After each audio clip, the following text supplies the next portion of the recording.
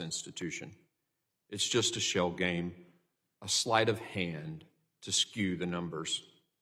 It's like when a parent tells their children to clean their room only to find the mess simply moved from the floor to the closet. Things might look cleaner, but the underlying problem has not been addressed. So it is with the Biden-Harris administration's border policies. Other numbers further highlight this crisis. Tragically, roughly 200,000 Americans have died from fentanyl that has been smuggled across the southwest border by criminal cartels. Border Patrol arrests of illegal aliens with criminal backgrounds have more than doubled on the Biden-Harris watch, from around 22,000 to more than 53,000. Apprehensions of Chinese nationals crossing the southwest border illegally exceed 36,000 just this fiscal year, more than FY07 through 20 combined. These are major national security and public safety concerns. This unprecedented surge across our borders was made possible by the Biden-Harris administration. In 2019 and 2020, Biden and Harris both declared they supported decriminalizing border crossings. Biden said that suspected criminal illegal aliens arrested by local law enforcement should not be handed over to ICE, contrary to the law. Harris called building more border wall systems, quote, a stupid use of money, end quote. Biden encouraged illegal aliens to surge to our border, his word, to flood our asylum system with illegitimate claims. Their open borders and anti-enforcement rhetoric soon became a reality. Upon assuming office, Biden-Harris worked immediately to end effective border security policy.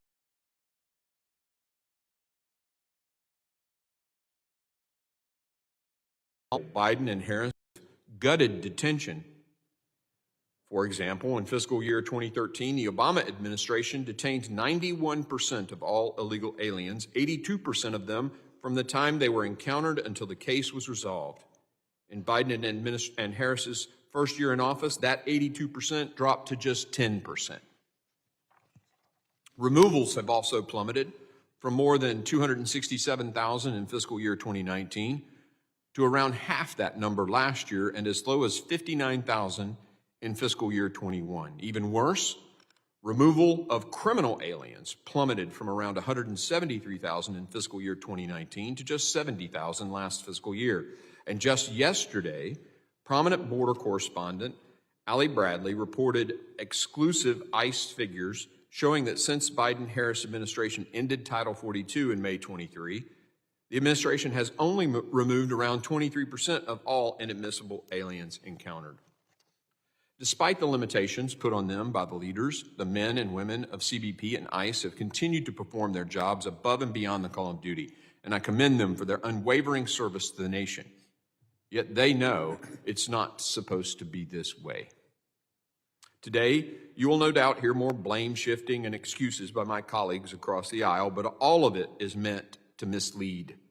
You'll probably hear about the recent drop in illegal border crossings between ports of entry along our southwest border. However, this does not account for the thousands of inadmissible aliens coming in daily through the ports of entry under the scheme I described earlier, nor does it undo the damage done by the millions that have come in over the past 3.5 years. This evidence also suggests no connection between Biden's recent loophole-ridden executive order and these new numbers, but rather stepped up interior enforcement by Mexico.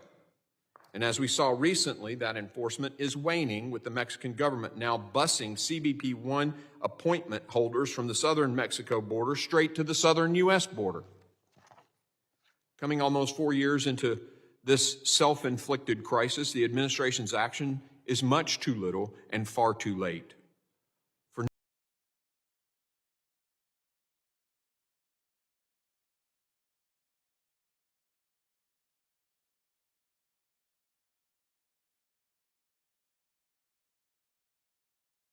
In its border bill, which just a single Republican helped write, would have made the crisis worse. It would have only allowed tough restrictions once encounters passed several thousand per day, mandated mass releases through non-custodial detention, improperly expanded the use of parole, and more. It was a terrible bill, one that was roundly criticized by former heads of CBP and Border Patrol and ICE. Today's hearing is about getting the unvarnished truth from Americans who have been forced to live out the Biden-Harris open borders nightmare in their own lives. This administration has completely undermined border security through a host of policies and decisions that have overwhelmed and sidelined the Border Patrol. Biden and Harris have gutted ICE's ability to conduct immigration enforcement in the interior, making it harder to detain and remove illegal aliens, including criminal illegal aliens. And innocent Americans are suffering as a result. The story you will hear from Patty Morin today is sadly just one of tens of thousands of stories of pain, suffering, and preventable tragedy. What you will hear from Jim Desmond is the account of a major American city that has been overwhelmed and overrun. It does not have to be like this. Later today, my committee will release a comprehensive report documenting in even more painful, objective detail how Biden, Harris, and their administration have thrown open our borders and the chaos that has resulted. I encourage all Americans to read it at homeland.house.gov. As we continue to witness Biden and Harris's resistance to doing anything meaningful about this disaster, we have to ask why. Why did they let this crisis take place, and why have they let it continue? I hope this hearing provides some answers and inspires President Biden and Vice President Harris to do what they so far have refused to, end this crisis and secure our borders. I now recognize the ranking member, the gentleman from Mississippi, Mr. Thompson, for his opening statement. Thank you very much, Mr. Chairman. I welcome our witnesses this morning. But before I start, I want to begin by expressing my appreciation to the Secret Service for their work protecting President Trump over the weekend. There's no place for political violence in our country, and I'm thankful former President Trump was unharmed. Turning to today's topic, I want to start by discussing the situation unfolding in Springfield, Ohio. In recent days, the Springfield community has received at least 33 bomb threats against schools, hospitals, and city facilities because of false rumors about Haitian immigrants abducting and eating pets in their community. Elementary schools have been evacuated, residents are understandably shaken, and Governor Mike DeWine has deployed state troopers to reassure the community. The governor has tried to dispel the false rumors, saying, quote, "There's no evidence at all of anyone eating a dog or Haitian doing any of that. These Haitians that are there are legal. They work every day very, very hard," unquote. City officials have also repeatedly refuted the lies. Yet former President Trump and running mate J.D. Vance have pushed the false rumors, with the former president saying, quote, "They're eating the dogs, the people that came in, they're eating the cats," unquote. Apparently aware the rumors are false, J.D. Vance nonetheless tried to justify, quote, "creating stories," unquote, on the matter. Anti-immigrant rhetoric and racist tropes should have no place in our public discourse. They are un-American, and too often they have helped fuel real-world violence against immigrants and minority communities across the country. We recently observed the 5th anniversary of the Walmart attack in El Paso, Texas. A self-described white nationalist targeted a Hispanic community along the border, shooting and killing 23 innocent people and injuring 22 more. Tragically, similar violent ideology led to deaths of 10 shoppers in a predominantly African-American community in Buffalo and 11 members of the Tree of Life Synagogue in Pittsburgh. We have an obligation to be responsible with our rhetoric as we discuss border security and immigration. And then there is, in fact, a lot to discuss. from the Biden-Harris administration's successful efforts to bring down the number of unlawful border crossings to the ongoing need for congressional action to fix our broken immigration system and provide more border security resources. While you probably won't hear it from those on the other side, border encounters are at their lowest level in years. Since the President's proclamation on June 4th, encounters along the border and ports of entry have decreased by 55%, with Border Patrol recording the lowest number of border encounters since September 2020.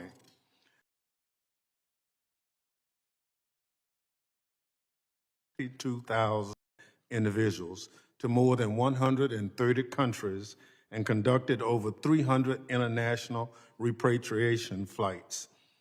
Total removals and returns over the last year exceed the total removals and returns for any year since 2010. The administration has also decreased the number of people released from detention pending their immigration removal proceedings by 70%.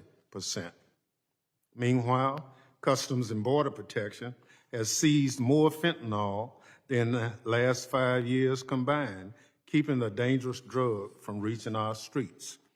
None of these administration actions are a substitute for congressional actions to fix our immigration system and provide resources to law enforcement on the border.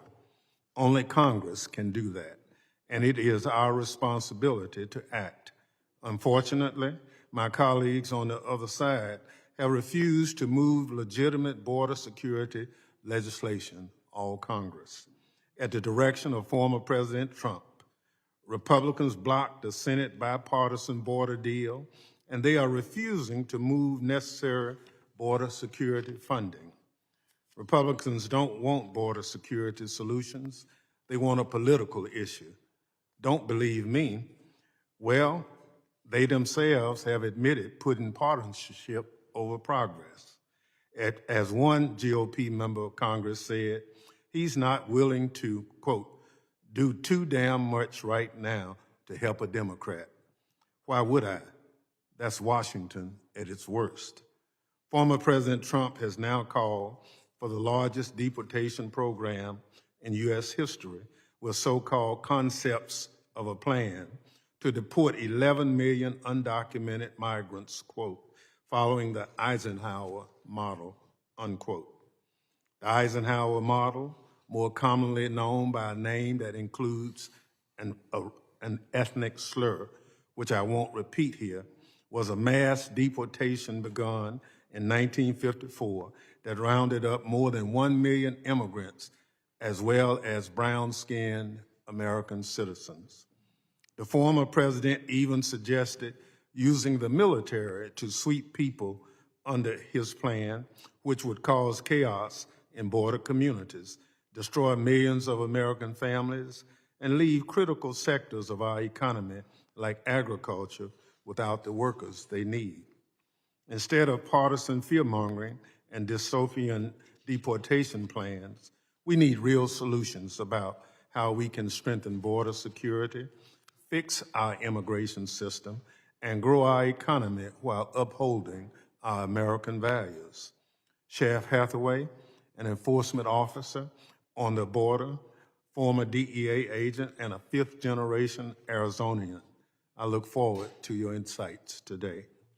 I know you take great pride in your beautiful, safe community and have said that the immigrants who live there are family-oriented people of faith.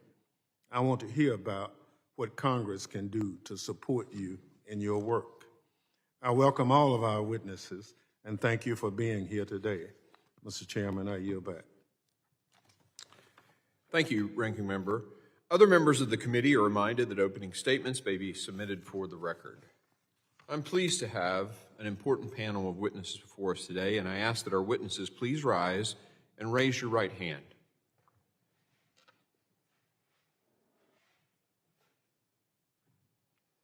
Do you solemnly swear that the testimony you will give before the Committee on Homeland Security of the United States House of Representatives will be the truth, the whole truth, and nothing but the truth, so help you God? Let the record reflect that the witnesses have answered in the affirmative. Thank you. Please be seated.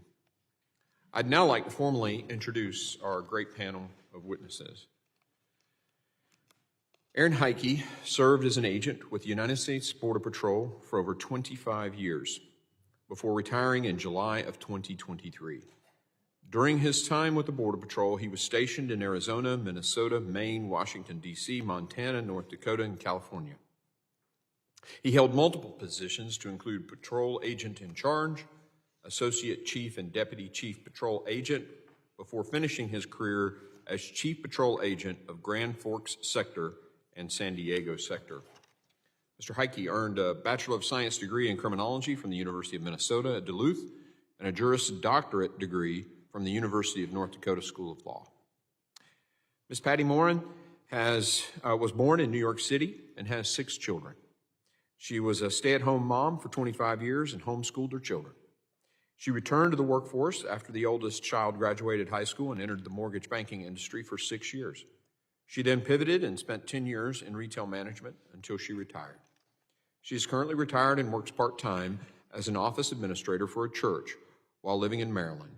She is the mother of Rachel Morin, who was tragically murdered August 2023.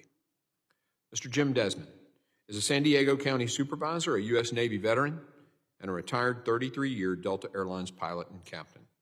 The San Diego County Board of Supervisors oversees a region that spans over 4,200 square miles, and it includes 70 miles of Pacific coastline and shares a 60-mile international border with Mexico. With a population exceeding 3 million, San Diego County is the 5th most populous in the United States, presenting diverse challenges and opportunities. As supervisor, Jim plays a crucial role in shaping policies impacting the county's urban and rural communities. Prior to serving as county supervisor, Mr. Desmond served for 12 years as the mayor of San Marcos, California, in San Diego County. He has served on many local communities and commissions in his roles as county supervisor and mayor. Sheriff David Hathaway is the sheriff of Santa Cruz County, Arizona. After graduating from the University of Arizona, he started his law enforcement career as a deputy sheriff with the Santa Cruz County Sheriff's Office. He then embarked on a federal law enforcement career and worked in multiple DEA offices in the United States and in foreign countries, where he occupied various supervisory positions. His last assignment before retiring was as the head of the DEA office in Nogales. I thank all our witnesses for being here today, and I now recognize Mr. Heitke for 5 minutes to summarize his opening statement. Mr. Chairman, distinguished members, thank you for this opportunity. The only true consequence we have to slow down and discourage people from coming into the United States illegally is sending them back to their country of origin. Throughout the first 3+ years of this administration, I saw a steady decrease in the countries we could send people back to. For the first time in my 25 years, and under 5 different administrations, whether through neglect or on purpose, I saw a large-scale lapse in our ability to return people to their country of origin. The inability to send people home meant that most people being arrested for illegal entry would either have to be detained or released. The current administration, however, from day one, made a point of decreasing the amount of detention space available nationwide. Immigration and Customs Enforcement's funding for detention has steadily been cut and private detention eliminated. The fact that so many illegal aliens are being released into the United States spread worldwide very quickly. As this happened, the numbers the Border Patrol encountered illegally crossing the border increased exponentially. The impact to me and my agents were significant. Sectors were ordered to take in and process all the illegal aliens encountered on the border. The Border Patrol saw groups of hundreds and thousands coming into the United States and turning themselves in. These numbers pulled 80, 90, sometimes 100% of the agents on duty away from the border. Border Patrol zones across Texas, Arizona, and California had no agent presence for weeks and months at a time. Those who did not want to be caught could simply walk in. We have no idea who and what entered our country over this time. Throughout 2022 and 23, I sent agents to Texas and Arizona to count gotaways. Those sectors could not even put enough agents in the field to see what they'd missed. Simultaneously, in San Diego, we had an exponential increase in significant interest aliens. These are aliens with significant ties to terrorism. Prior to this administration, the San Diego sector averaged 10 to 15 SIA arrests per year. Once word was out the border was far easier to cross, San Diego went to over 100 SIAs in 2022, well over that in 2023, and even more than that registered this year. These are only the ones we caught. At the time, I was told I could not release any information on this increase in SIAs or mention any of the arrests. The administration was trying to convince the public there was no threat at the border. Fentanyl is another issue. The San Diego area sees between 80 and 90% of the methamphetamine and fentanyl seizures annually for our entire country. With little enforcement at the border, these drugs were coming through en masse. During my last year in San Diego, the price for a single pill of fentanyl, for example, went from $10 to 25 cents. To make matters worse, during 2022 and 23, I had to shut down San Diego traffic checkpoints, which are critical for drug interdiction, because the resources had been diverted to the process and release mission.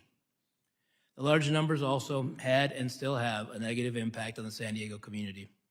I had to release illegal aliens by the hundreds each day into communities who could not support them. To quiet the problem, 2 flights a week were provided from San Diego to Texas. These flights simply brought aliens that would have been released in San Diego over to Texas. Each flight cost approximately $150,000. This was the administration's way to try and quiet the border-wide crisis. Once these flights were stopped and the releases continued, California saw the true economic impact. I received calls from the governor's office, local mayors, and hospital administrators asking me if we could keep injured aliens in custody so the federal government would pay the medical bills. Through pressure from the administration, my headquarters became more interested in the fiction that being portrayed in the media and not at all concerned with reality. Each time we asked for help in dealing with a new issue, it fell on deaf ears.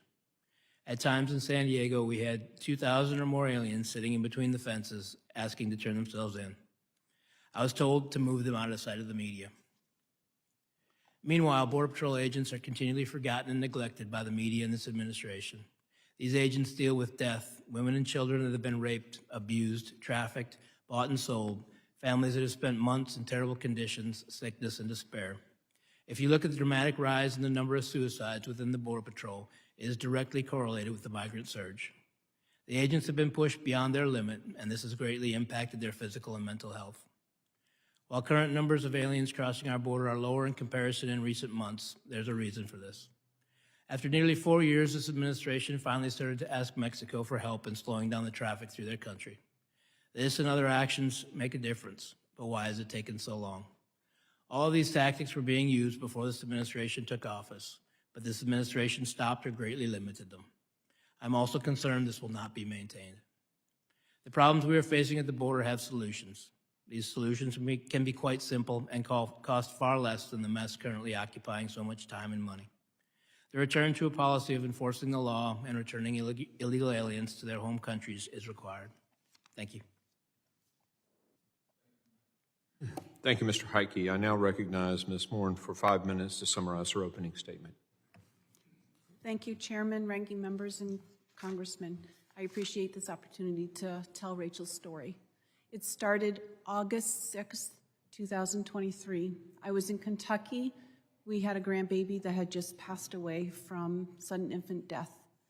We got the phone call, and the phone call went something like this. Hello, Mom. There's somebody here that'd like to speak to you. Okay. Hello? Hello, Mrs. Morin? This is Detective so-and-so. There's no easy way to tell you this. We found your daughter's body. I had just learned a few hours earlier that she was missing. We didn't know she was missing. She went on a trail in our town that's very public, very small, and we've walked it for over 25 years. She grew up walking this trail. An illegal immigrant that was a gotaway from El Salvador had waited for her on the trail. I was told that they grabbed her, dragged her through the woods, raped her, strangled her, murdered her. We were told that her body was blanketed in bruises. And I can tell you from looking at her when I went to the funeral home that it was probably the most graphic thing that I've ever seen. These murders are very horrendous. He then stuffed her into a drain pipe. So when the detective called and he said, Mrs. Morin, we found your daughter's body, you know that she's dead. It was such a complete shock to our whole family. It took 10 months for them to find this a suspected illegal immigrant. They used DNA because this man had attacked a 9-year-old and her mother in Los Angeles. If they had done the border protocols that were in place but was set aside of just a simple DNA swab, they would have known that he had a Interpol warrant for a murder in his home country, and that's why he was fleeing to the United States. They say that the borders are safe. We live 1,800 miles away from the southern border. They're not safe. They're not safe. If you have a sanctuary city in your state, you're not safe. I just traveled up to New England. That's where I hail from, so I could just go get some rest. And I was surprised by the amount of immigrants from the Sudan and Congo, tens of thousands that are up there. We have them coming in our northern border. We're not safe. And I just hope and pray that you will listen to what we have to say. I'm trying to make my statement as short as I can so I don't cry.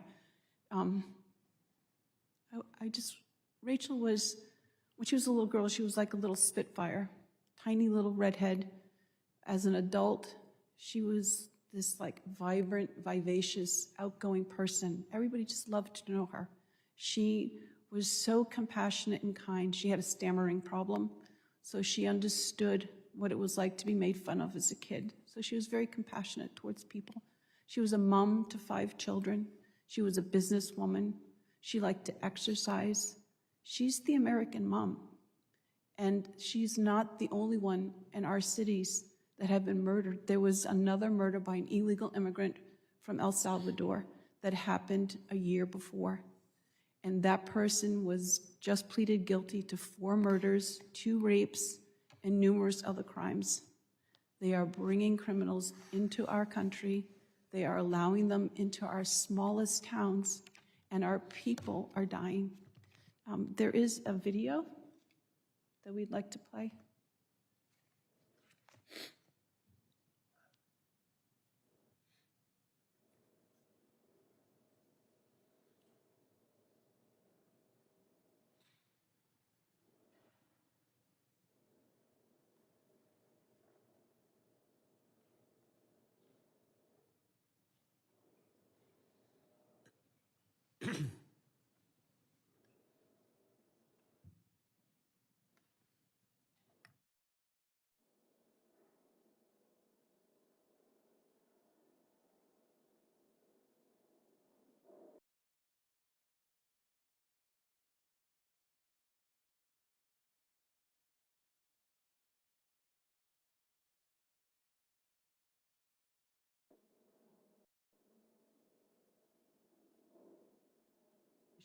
I'll just finish my statement. Apparently it's not working.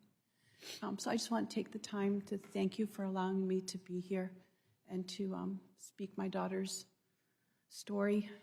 And I had planned other things, but it is what it is. Well, hopefully we get it. Are we close to getting it figured out, your team?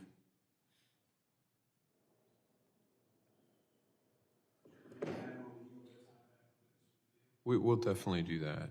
Okay, thank you very much. Yeah, we'll get it played here. Hopefully they'll figure that out. Okay, thank you very much. Yep. Thank you, Ms. Morin. I now recognize Mr. Desmond for 5 minutes to summarize his opening statement. Well, thank you, Mr. Chairman, for the opportunity to speak today. From September of 2023 to June of 2024, over 155,000 adult, prominently males, were between the ages of 18 to 35 who crossed our border illegally were bussed and dropped onto the streets of San Diego County. That's an average of almost 600 per day, 7 days a week for 9 months. No community, no county, no country can sustain that type of an invasion of people crossing our borders illegally and being released into our communities without proper screening or vetting. I saw firsthand large vans and buses driven by Border Patrol agents pull into a San Diego County transit station and unload hundreds of people at a time. People who had just hours ago illegally crossed our borders, stepped off a shuttle and were free to go into our communities, ahead of anyone legally trying to enter our country. The first question for many people that I approached at the transit stations was, where am I? And how do I get to Virginia, New York, or Denver? In Jacumba, California, a small border community about 50 miles east of San Diego, I came upon an early morning encampment of approximately 50 people who illegally crossed the border the night before. They were waiting for the Border Patrol to pick them up and process them and then potentially be dropped in our streets. One man from India, traveling with his friends, said he paid $8,000 to an entity in India for the unimpeded passage across our southern border. That same morning in Jacumba, a Border Patrol agent told us that a group was coming across the border within the next half an hour. Soon, a black Suburban on the Mexico side of our broken fence sped across a dirt road, stopped, and dropped off about a dozen people, and then sped away. Men, women, and children wearing backpacks and pulling luggage crossed our border illegally, merely walking through a hole in the fence.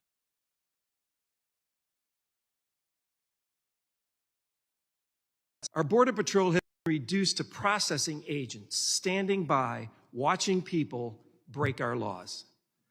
One officer told me with deep frustration that his orders from the federal government were clear: stand down, do not engage, just process. What's more alarming is what my team saw later was dozens of Chinese nationals dragging luggage down dirt roads at night. And this is not an isolated incident. This is a daily reality in San Diego County. Border Patrol has become their Uber driver from the border into the city of San Diego, and San Diego County has become their nationwide travel agents at the taxpayers' expense. San Diego County itself, we spent $6 million to set up a migrant receiving center to assist those dropped here, to move them more quickly to other parts of the country. These were local dollars that could have been spent on roads, infrastructure, and parks. Migrants slept in San Diego Airport. They stay in our homeless shelters, and our hospital and healthcare systems are strained.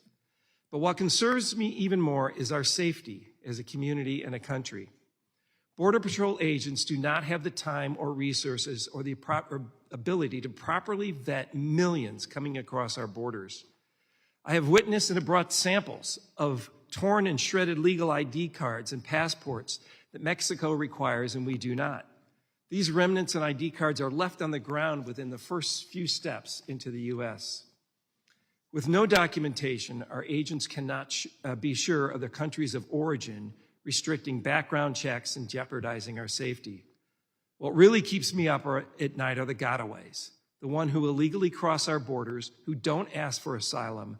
They bypass our Border Patrol. They come onto our shores, smuggling children and drugs by jet skis and boats.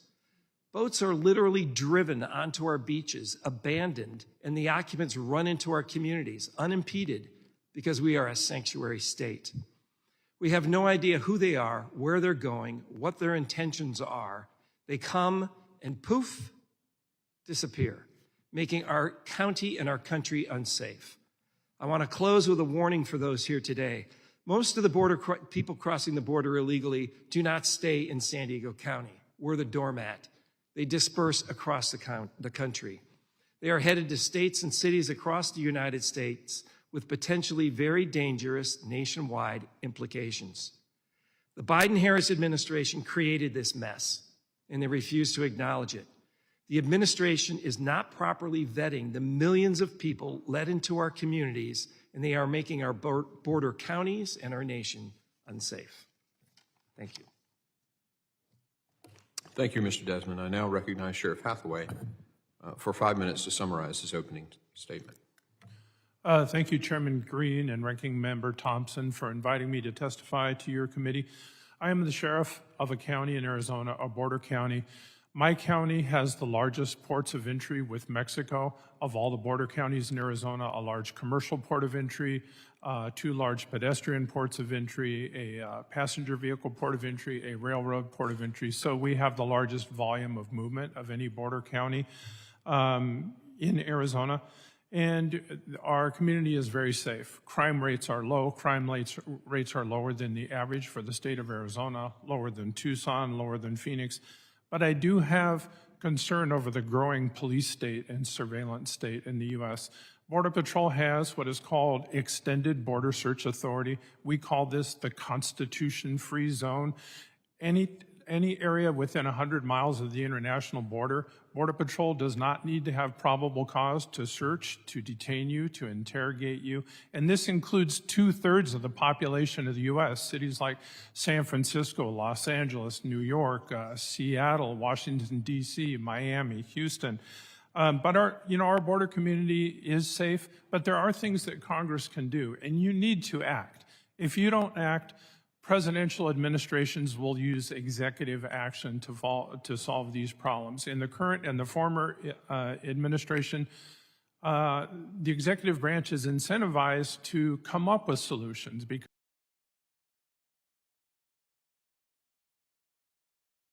comprehensive, immigration reform. There are things that can be done. First of all, we need to have a robust guest worker program. Title VIII needs to be revamped. Title VIII is the umbrella United States code that covers all aspects of immigration, asylum, visas. I have empathy for our federal partners because they don't know what they're allowed to do. They don't know, do we still have work visas, student visas, tourist visas? All the protocols with everything to do with the border are unclear. This is something Congress needs to define, make these hard decisions. And the asylum program is not the answer. Asylum was meant to be a little piece of the pie of Title VIII, for rare circumstances.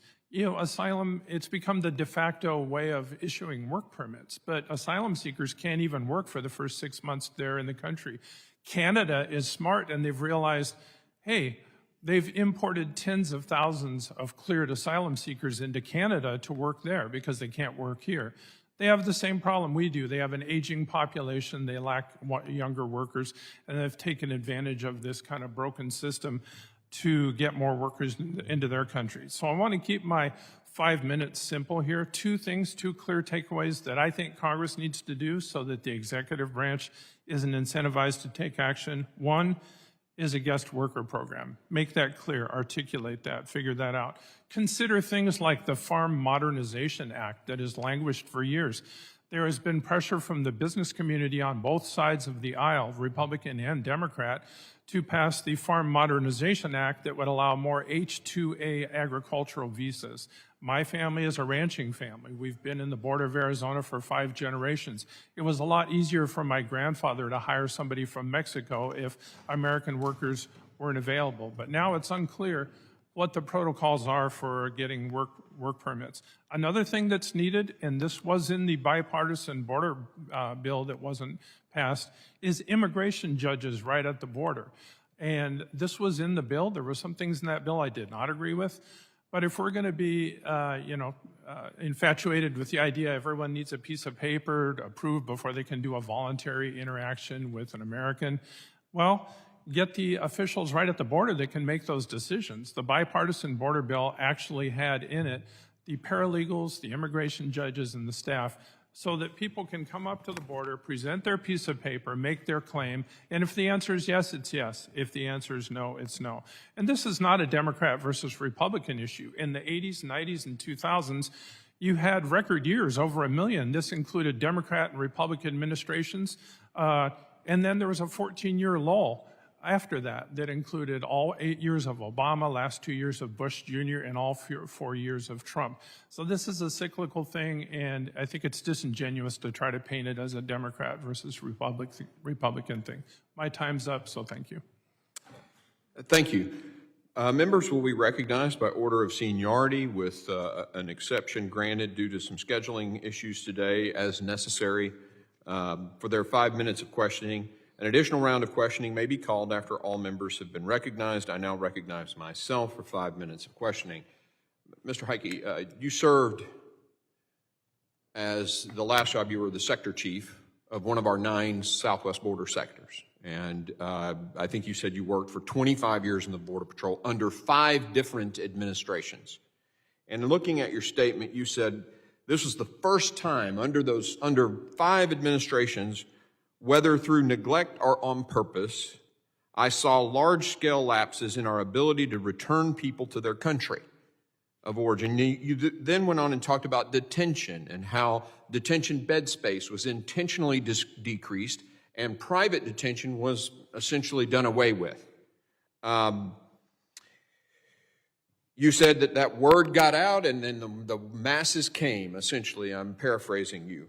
But I want to go back to your comment about whether it was neglectful or purposeful, because if you intentionally stop returning people, that's not something you just, you neglect.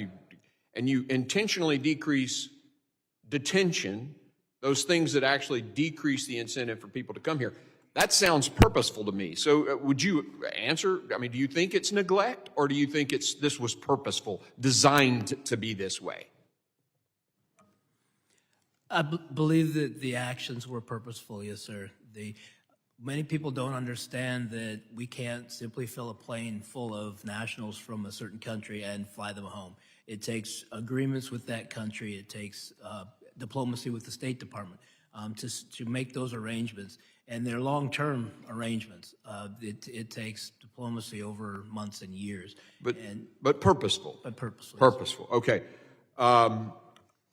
So you mentioned, too, that there were massive periods of time when the border was just left completely open because the agents had to be pulled and you were directed to do this.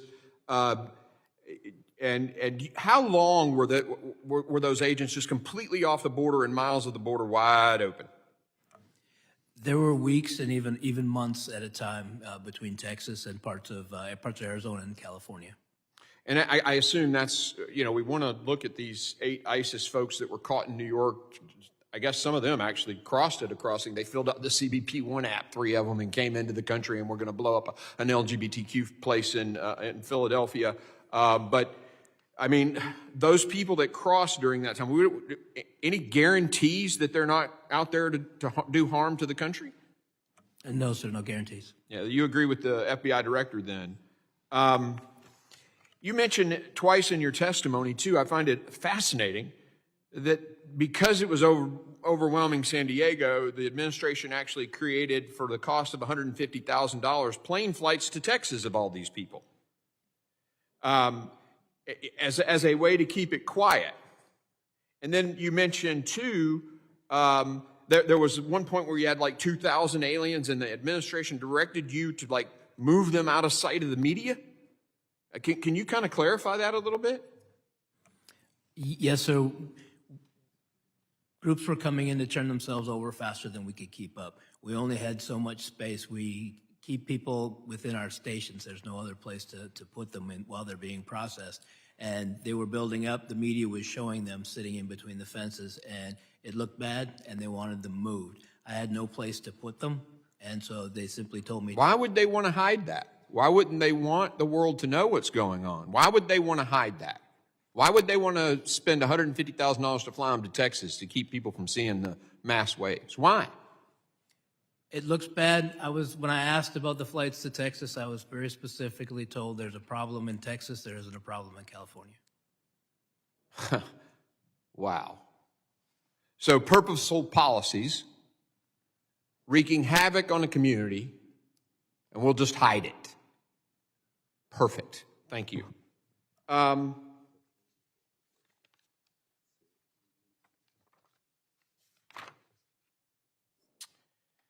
Ms. Morin, you've previously said that President Biden hasn't really showed any concern for anything the American people have voiced on this issue. It's like he's sitting in an ivory tower and we're just down here. He's not connected with the everyday person. Can you talk more about your frustrations with the administration and their handling of the border? Yes. Since my daughter's death, but also since we learned that it was an illegal immigrant that they've accused of murdering her. The Biden-Harris administration has not reached out to our family to offer condolences. And I've noticed that when speaking about the border policy, they would rather look in the other direction, kind of like a little kid. You know, if I don't see you, you don't see me. And I think that they are trying to avoid admitting that there is an issue, even though tens of thousands of people a day, women and children, are being attacked. Not all of them are in the news because some of them are not being murdered, they're just being attacked. I have people come up to me all the time because I know I'm Rachel's mom, and they'll say, you know, a guy came up from behind me, grabbed me around the neck, and tried to pull me down to the ground. But I got away, and I went to the police, and I told the police, and when they arrested the person, they found out that he had already attacked several other women. So it's happening on a daily basis. Not all of it is in the news. And so this issue is bigger than people think. And it's not just the southern border, because we're almost 2,000 miles from the southern border. It's every state, every county, every city. People are living in fear. And just because you ignore it and don't acknowledge it doesn't mean that it's not true. Thank you. I yield to the ranking member for his 5 minutes of questioning. Thank you very much, Mr. Chairman. Sheriff Hathaway, can you expound a little more on how you see the use of people coming to this country being integrated into the economy of our country, and whether or not you've seen a positive impact from there coming to this country? Yes, definitely. I'd be glad to. The people coming across are coming across to work. They're not coming as an invasion to import an army, to have a secret army embedded in the United States to attack America and attack American values. They're coming here to work. They're people of faith. A lot of them that I see are from Latin America, very family-oriented people, and they actually reduce price inflation. When you add productivity to the economy, you see help wanted signs all over the United States. If you add productivity to the economy, it makes the economy more productive and price inflation is reduced. So yeah, it is definitely a benefit, overall net benefit to our country. And I hate to say that, I hate to use the R word, but it's the 800-pound gorilla in the room, the racism word. There's a xenophobic aspect to this. There was never a proposal to build a wall on the northern border, on the Canadian border. There was never any intent to aggressively enforce Title 42 on the Canadian border. So, you know, there is this kind of racist component to it that we kind of all ignore, but it's there smoldering in the background. So I represent an agricultural district, and if it were not for immigrant labor in that district, we would have difficult times. The majority of the farmers who utilize that labor, law-abiding citizens, but they will tell you that we can't gin the cotton, we can't harvest the potatoes, we can't plant the seedlings for trees. They're just tough labor. My contractors tell me that the labor necessary to do roofing and other carpentry kind of skills, it's difficult to get regular people. So I think we have to put some kind of comprehensive immigration package together. In the interim, we have to protect our citizens, and I agree with that. The Senate took the leadership to try to fashion a bill that I referenced in my opening statement. We didn't even get a chance to consider it. That's so unfortunate. The legislative process says you agree, disagree, and somewhere in the middle is an agreement. We didn't get to that point. Just for the record, let me say that in the last appropriation bill, we had 22,000 Border Patrol agents in there. a majority of the Democrats on this committee voted to support that. However, my Republican colleagues didn't. So I just think that if we want to help, let's give the men and women who work the border every day the resources they need. We continue to do that. We continue to support it. All of us have been adversely impacted by the criminal element. I was a county supervisor before I came to Congress. I understand the burdens you have, but I also understand that federal, state, and locals working together can overcome it. Immigration is primarily a federal responsibility, and we have to do what we need to do to make that happen. Some of us vote to put the resources there at every opportunity, but the politics override reality, and that's the challenge that a lot of us have. So I look forward to legislation being put forward to this body that we can continue to address the fentanyl challenges that come. My sheriffs talk to me about it, but we have to put things in place to offset it. Mr. Heitke, the challenge for removal is we're a nation of laws. As you know, you work in the department. You just can't stop people and send them back. You got to give them that. And we've sent back more people during this administration than in recent memory. So we're trying. But if there are some things we can do, I look forward to working with my Republican colleagues on trying to make it happen. I yield back. Gentleman yields. I now recognize Mr. D'Esposito, out of order by request due to his time constraints, for 5 minutes of questioning. Thank you, Mr. Chairman. And if I may, I think the video that Ms. Morin wanted to play is available. I'd like to yield her 30 seconds of my time. Open borders are often portrayed as compassionate and virtuous, but there is nothing compassionate about allowing violent criminals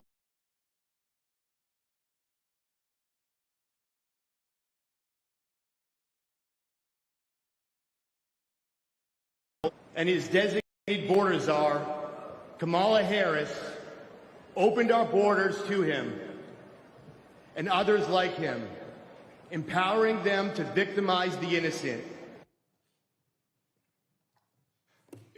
Reset the clock to 5 minutes. That was really the committee's fault for not allowing her to play that. Mr. D'Esposito, I don't expect you to yield that. That was our failure. You're now recognized. Thank you, Mr. Chairman. Chief, I know that was mentioned in your opening statement about human tragedies that have been experienced by migrants on their journey to the border. And I'd like to specifically talk about those, especially the female migrants, the ones that have been taken over by gangs and others trying to get them across the southern border. You said that, quote, "It's very common that female migrants are raped during the process. Most of them believe it's just part of the payment as they go up. It's unfortunately very regular within the population. Can you describe to the committee your interactions with migrants over the past 3.5 years and share with us some of the most shocking things that you've learned or are willing to share?"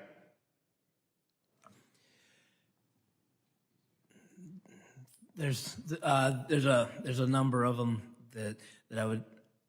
One of the key ones from San Diego is that when we had a large amount of undocumented minors coming into the country, we started to see recruiters in Mexico that would go around within the Tijuana area, because the migrants would stage in Mexico before they came into the United States. Recruiters would go around within Tijuana and recruit teenage women to come to the United States, and then they would leave their families. Oftentimes they had traveled to Tijuana with their families. They would leave their families behind, come to the United States, claim they were unaccompanied minors, and they would be put up in the facilities that the charities had set aside for them in San Diego. Once they had been put up, they're not held in detention. It's just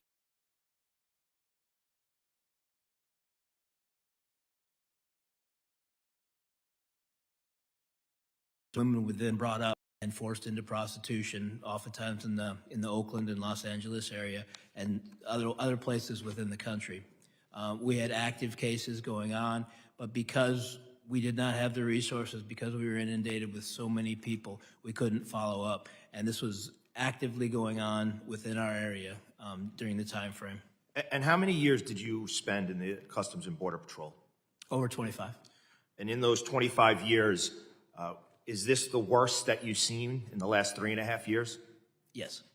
So it's safe to say that the disastrous policies that were implemented by both Joe Biden and Kamala Harris have led to some of the really most disgusting actions against women migrants along our southern border. It has taken so much time away from the agents that they can't deal with those issues. And obviously, there's a negative impact to the agents when they're dealing with situations like this as well. Yes, dealing with the absolute despair and the misery. The vast majority of the people coming are good, normal people that have gone through extremely bad situations. So Ms. Morin mentioned in her opening statement that she lives 1,800 miles from the southern border. And she said that in the country that we live in right now, if your city is a sanctuary city, these are her words, not mine, but I agree with them, that you are not safe. She said that if a city is a sanctuary city, you are not safe. 1,800 miles she lives from the border, and we heard the terrible story of the murder of her daughter. Every state, a border state, every city, a border city. We just commemorated the 23rd anniversary of the September 11th attacks. And you mentioned, Chief, in your statement, Border Patrol zones across Texas, Arizona, California had no agent present for weeks and months at a time. Those who did not want to be caught could simply walk in. Quote, we have no idea who and what entered our country over this time. Throughout 2022 and 2023, I sent agents to Texas and Arizona to count gotaways. Those sectors could not even put agents in the field to see what they missed. What information do we have on the millions of known gotaways that have entered this country? None. Zero information of millions of people, some of which have found to be on the terror watch list. We have zero information. Correct. Thank you, Chief, and thank you all for being here. Mr. Chairman, I yield back. The gentleman yields. I now recognize Mr. Correa, the gentleman from California, for his 5 minutes question. I want to thank our witnesses for being here today. And Mr. Chairman, I want to take a moment to also thank our Secret Service for protecting former President Trump. I serve on the Select Committee investigating the assassination attempt. And I can tell you right now that I want to make sure that all candidates running for presidency are well protected. According to the FBI and DHS, the biggest issue right now is domestic terrorism in this country. I have a chart here that shows all of the domestic terrorism attacks in this country today. And for the record, Mr. Chairman, I also have a couple of articles. One, just think today from the LA Times saying second attempt on former President Trump sounds alarm abroad. People around the world are concerned that our American democracy is at a breaking point. Another one here from Politico this morning, Russian election interference targeting Harris campaign. So ordered. Again, we thank the Secret Service, and I think our priorities has to be protecting our democracy here in this country. Ms. Morin, thank you for being here. I heard your testimony in Judiciary Committee, and I mentioned to you then, as I will repeat now, that in my district we had a young man, an American citizen, that we caught. His MO was raping undocumented women in a local apartment complex. He raped probably 20 women that reported being raped before he was caught. And, you know, I'm about to say something I've never said in public, but My spouse, my wife, used to be a marathoner. A good 5-6 years ago, she went out for a jog, local riverbed, was attacked by an SOB. Got a phone call about 9:15 in the morning by local police saying she had been attacked. I don't know how she did it, but she broke loose from his strangle on her neck before she passed out, just enough to scream for help. Your story is one that should not be forgotten. It should be remembered by all of us, because when these heinous crimes against women, rape, murder are perpetrated, I don't care which side of the party you're on. I don't care which side of the immigration issue you're on. We have to stop this. With or without documents, these individuals deserve a special place in hell. So thank you for being here, for sharing your story. Are you asking for a response? No, but you can if you wish. I open it up to you. Thank you.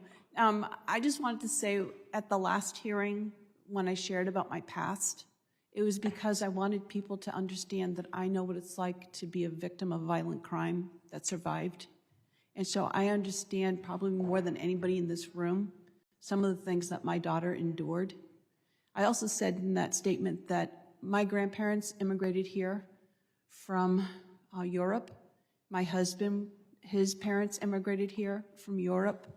And I don't believe that the American people are against immigration. We're against illegal immigration. People should stay in their own countries, go through the process, and then be allowed into this country the way that my grandparents and my husband's grandparents. And I'm going to put all my notes aside that I wanted to talk about today. I have less than a minute left, but suffice it to say that I'm with you. I hope we can figure out how to address legal immigration to this country. Mr. Desmond, you represent an area in San Diego as a county. I was also county board of supervisor in Orange County. We have a lot of people that have been in this country 20, 30 years and can't find the front door. And we need to come up with a way of processing people to make sure that the MS-13 individuals from El Salvador don't get in. And when they're deported, they go back to jail in El Salvador, not only in the U.S. But that takes work from both sides of the aisle. My opinion, there's basically 3 buckets of individuals right now. You have the new asylum refugees. You have people that have been here 20, 30 years, dreamers, people in the military. And then you have people that do concern us when it comes to terrorism. But under the existing legal framework, we're not solving any of those problems. Mr. Heitke, I just met with the president of your local Border Patrol union just 2 hours ago. You know what he told me? He said they don't even have enough resources at the Border Patrol to fix their vehicles when they break down. We have a lot of challenges, and fighting here is not going to solve them. Mr. Chairman, my time is up, but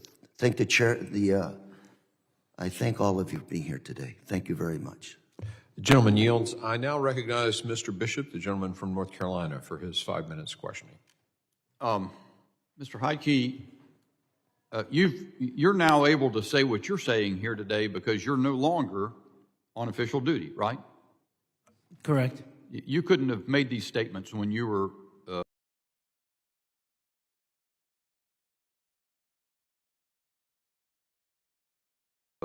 but you were at liberty to say whatever you wanted to. You'd have to answer questions. Yeah. Mr. Hathaway, you're a sheriff, is that correct? Yes, sir, that's correct. Do you consider yourself a law enforcer or a lawmaker? A law enforcement officer or a lawman? In Arizona, we're called peace officers. The certification is peace officers. And I retired, like Mr. Heitke, as the agent in charge of a federal agency. And but yeah, now I am the elected sheriff. Did you say that if Arizonans passed their ballot initiative making border crossing a state law violation, that you wouldn't enforce it?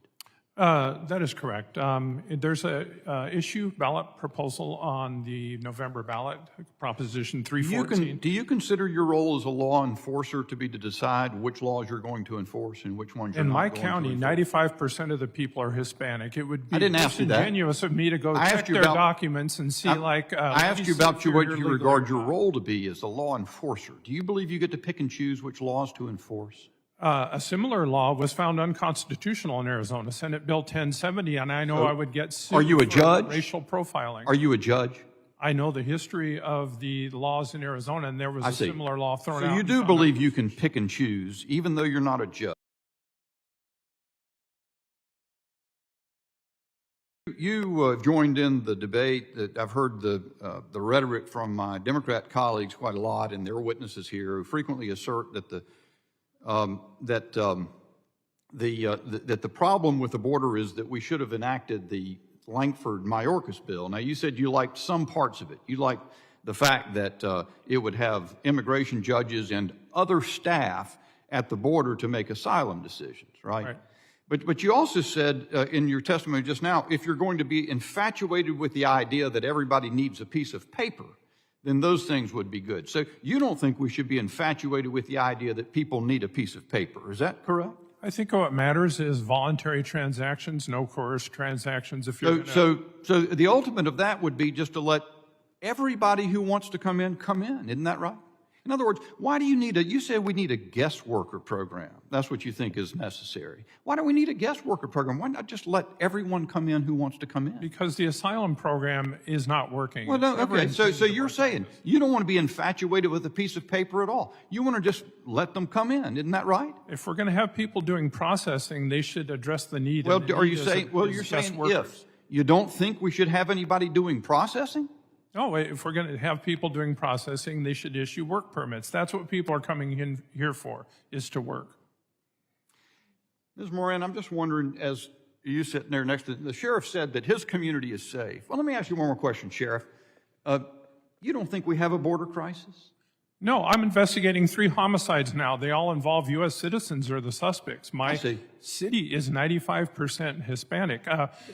Migrants, according to FBI statistics, are less likely to commit crimes than native-born Americans. They're less likely to go on welfare than native-born Americans. Ms. Morin, do you agree with what the sheriff just said? He said that migrants are less likely to commit crimes than Americans. Do you believe that to be true? No, sir. I think it depends on where the migrants are coming from. Yeah. If a migrant comes from a country where a hostile or chaotic regime has recognized that the United States has no effective border control whatsoever,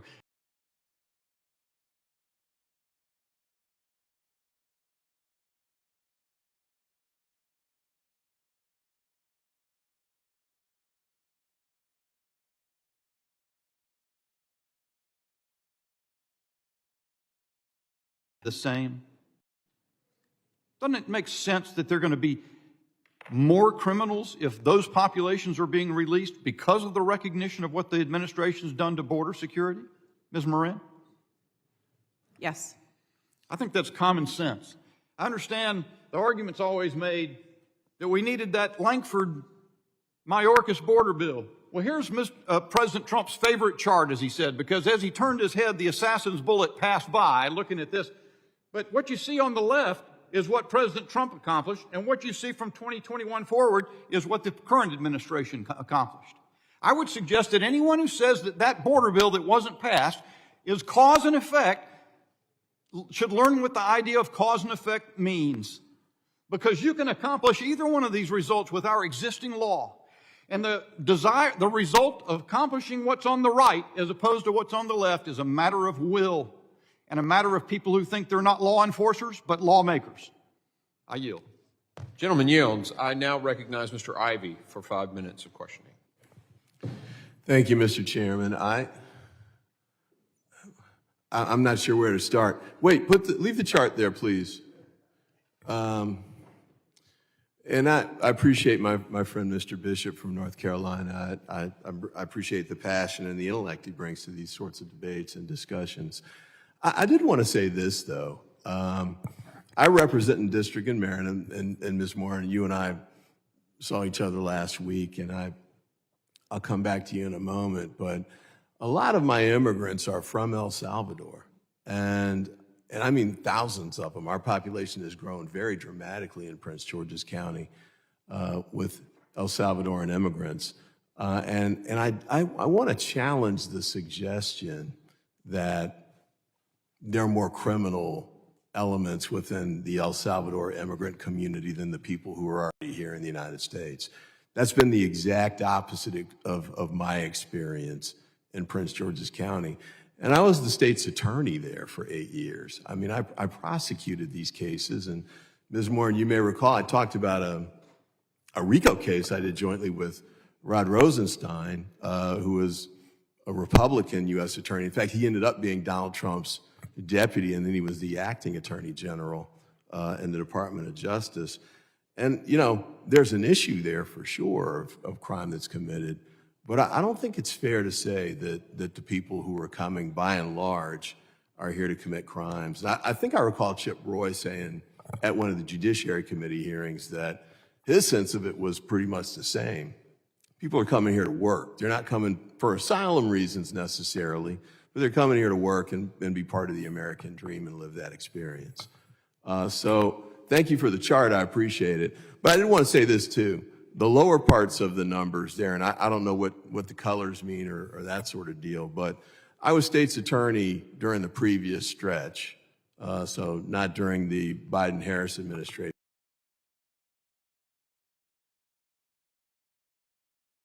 Prosecution during those times too. And Ms. Morin, you may recall, and this committee knows because I've read Justice Kavanaugh's opinion over and over when we do these hearings, and that's that this system's been broken down for the past 5 presidential administrations and for over 30 years. In fact, these issues predate the existence of this committee. But I did want to say this, and my colleague from North Carolina has left at this point, but he did raise the issue of the Langford bill, and I don't think it was a cure-all by any stretch. And I think at the last hearing when we discussed this, I want to say it was Chairman Jordan that raised H.R. 2. The problem with both of those bills is that they're not going anywhere. And I think we have a recognition, in fact, your testimony of everybody on the panel is that there's a problem with immigration that we need to address. The problem that I'm having with this hearing and the last hearing is that we're not addressing through legislation any of those concerns. Now, Ms. Morin, you may recall last week I said that legislative hearing wasn't a legislative hearing because there was no legislation connected to it that was going to move and address the problem. I'll say the same thing here, and I want to just make this point that I didn't know last week. The Judiciary Committee is going to have a markup tomorrow on legislation that we want to move to the floor to address current problems. None of those bills are going to deal with this particular issue. I think this committee is going to have a markup in the near future as well, and I think the same is going to be true there. If you don't like the Langford bill, you still have the power to bring it up and amend it, and you can change it. And as we saw with H.R. 2 when that came through, and H.R. 2 was the Republican bill, and the fact that it's number 2 shows that it's one of the highest priorities for the House Republicans. They marked it up. They didn't accept any of the amendments that we offered here in the committee, even though I think, a lot of them would have made the bill actually better and helped to address the problem. But I do want to end with this. As I said last week, I think that there are challenges and issues on both sides' positions. I think the way to address the issue is to find a compromise in the middle that actually moves legislation through. For example, at the table you're sitting at, a number of the witnesses said we need more Border Patrol agents, we need more judges, we need more officials to process these things. We're not moving those things through. And Ms. Morin, I want to again thank you for being the voice that you're being. I'd like to actually meet with you and discuss some of these issues. I think, as I said last week, you've got a moral authority based on what you've suffered through, and I know you would change it in a second to get your daughter back.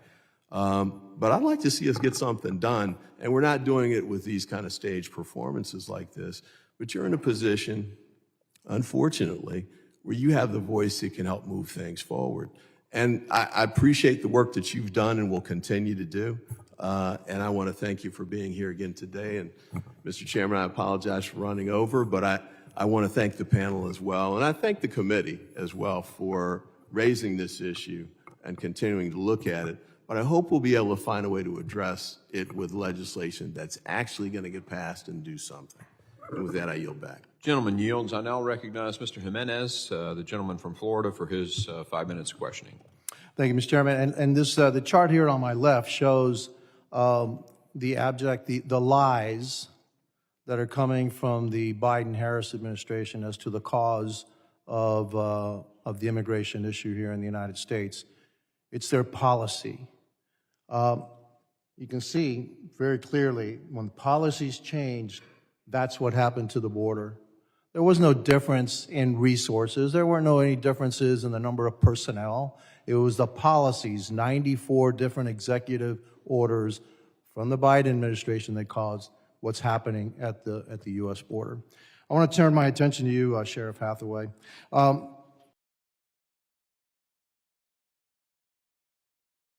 Most of the people coming through the southern border are here to work, try to make a better life.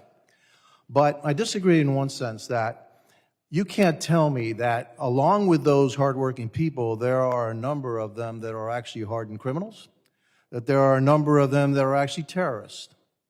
Do you disagree with that? No, I do not disagree.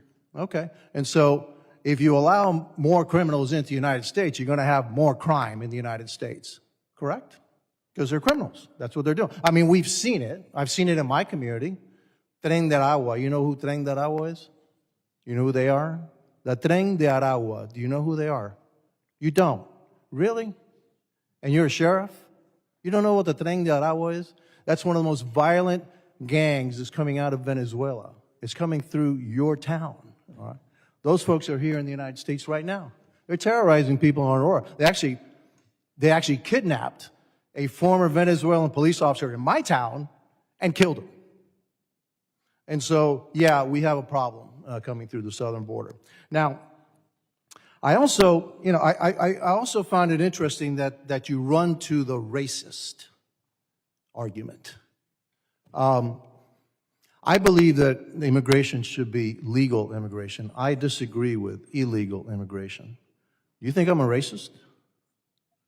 No, when we talk about the ballot proposition, if I was to enforce... I'm asking you about me. I'm asking you about me. Do you residents of my think I'm a community racist because I believe are in legal Hispanic? immigration and not illegal They immigration? speak Spanish, Hispanic last names, Hispanic characteristics. It's been that way for hundreds of Okay, years. so do you believe I'm a racist?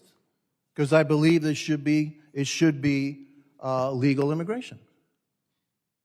Do you know who I am? Do you know what my name is? Do you know where I come from? I come from Cuba. I'm an immigrant. I'm probably the only immigrant in this entire committee. Are you an immigrant too? Congratulations. Okay. All right. And so, what if I were to tell you? What if I were to tell you that? Oh, I'm sorry. You too. Order, there you order, go. order. Okay. Continue. I'm sorry. What if I were to tell you that 53% of registered Hispanics believe in mass deportation? Are they racist too? No. Okay. So what I find offensive is that any time that we disagree, you turn to the racist card. No, we just disagree. We believe in the rule of law. Actually, Hispanics do believe in the rule of law. We believe, the majority of us believe in legal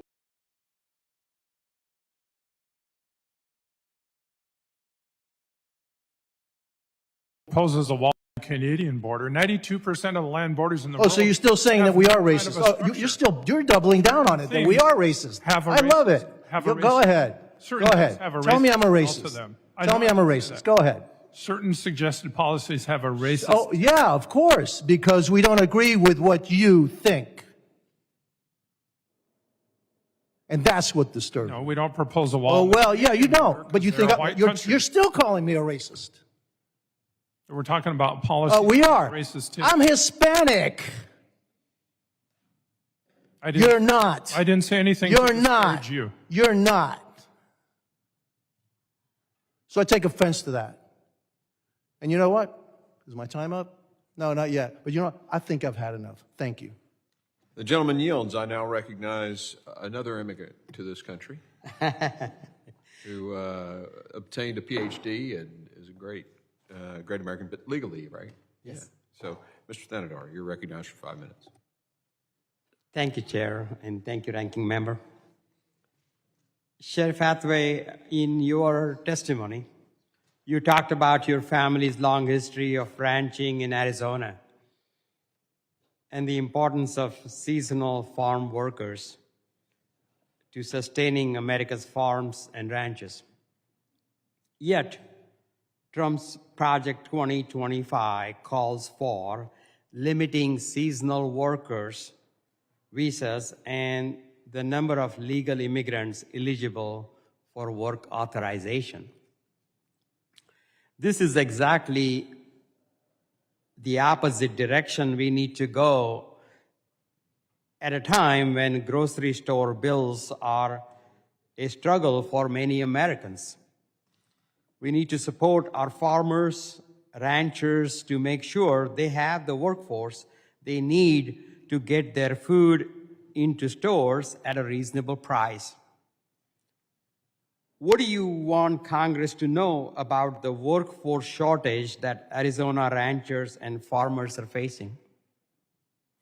I have heard directly from the farmers and ranchers, and bear in mind, a lot of these are Republicans and Democrats that are frustrated that the Farm Modernization Act has not passed. It has sat there for years. It would allow more of the visas you're talking about, the H-2A agricultural visas, and it hurts productivity, it raises costs. And if the costs go up to the supplier, they go up to the retailer. The prices in the grocery stores are higher. So as I said in my opening remarks, it helps price inflation to have a guest worker program, to have seasonal workers be able to come into the U.S. and help the farms with productivity. You know, obviously it would be great if they could hire Americans, if they could find enough Americans to do the seasonal work. If that's not the case, we have a border with Mexico, and Mexico, for the most parts, is not eligible for the asylum program because it is designated by countries, and there's not considered to be political persecution in Mexico as there is in other countries like Venezuela, so they're not designated for the asylum program. And yet we share a land border with them. 80% of their external GDP involves trade with the U.S.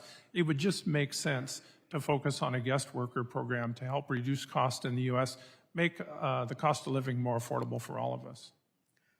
Let me ask you, if we create proper legal pathways for immigration, what would that do to the issues currently we are facing at border security? Well, I think it would be less pressure on the asylum program. There would be parameters set by Congress. You would have less tendency for presidents, the executive branch, to try to dictate policy to the Congress. I think Congress should take control of this issue, decide whatever they decide. You're the lawmaking body, and don't just leave it to the executive branch to make ad hoc decisions on what should be done along the border. So I think this is in the hands of Congress. You should move with it. The time is right. We've been talking for years about comprehensive immigration reform. It's in the news. It's the #1 issue when you poll Americans. What do they care about the most? The immigration issues. This is something that Congress needs to handle. You're the boss. You run the policy, and you should tell the president what to do in these areas. So the Congress, has the ability to do the comprehensive immigration reform that's badly needed. And this is something that we need to act on a bipartisan way. That's correct. Yeah. Thank you, and I yield back. The gentleman yields. A young lady, representative from Georgia, Ms. Green, the gentlelady, recognized for question. Thank you, Mr. Chairman. I really like this chart. As a matter of fact, it's become one of my favorite charts because not only does it speak to the truth of the serious daily and yearly border invasion into our country, this chart also saved President Trump's life when he was almost assassinated in a rally in Butler, Pennsylvania, when a would-be assassin fired at President Trump. bullets flying into the crowd, killing Corey Comprator, but also grazing President Trump's ear as he turned his head to look at this chart and inform the American people about the invasion our country has been under. But the American people are suffering it every single day. Sheriff Hathaway, I thoroughly read and listened to your statement, and you have such an important job as a sheriff in a county that borders the United States and Mexico. And I read where you said, my wife and I live near the border and we walk every night along the border. My county has the largest ports of entry with Mexico of all of Arizona border counties. It is peaceful and safe. Ms. Morin, do you feel safe and peaceful? No, I actually have nightmares even still. I'm sorry, and I'm so sorry for your loss. Thank you. We mourn with you. I was appalled when I read that, especially given the fact with your port of entry that's in your county, by the way, Sheriff. Let's talk about what that CBP One app has done. It was introduced in January of 2023, and approximately 813 illegal aliens have been paroled into American communities in all 50 states, with 96% of the aliens they are released in, 96% of the ones that come to ports of entry by making a handy-dandy appointment on an app that the Biden administration has provided to anyone all over the world, by the way. We can carry on and talk about the other outrageous thing that helps maybe you feel peaceful at night as you and your wife walk along.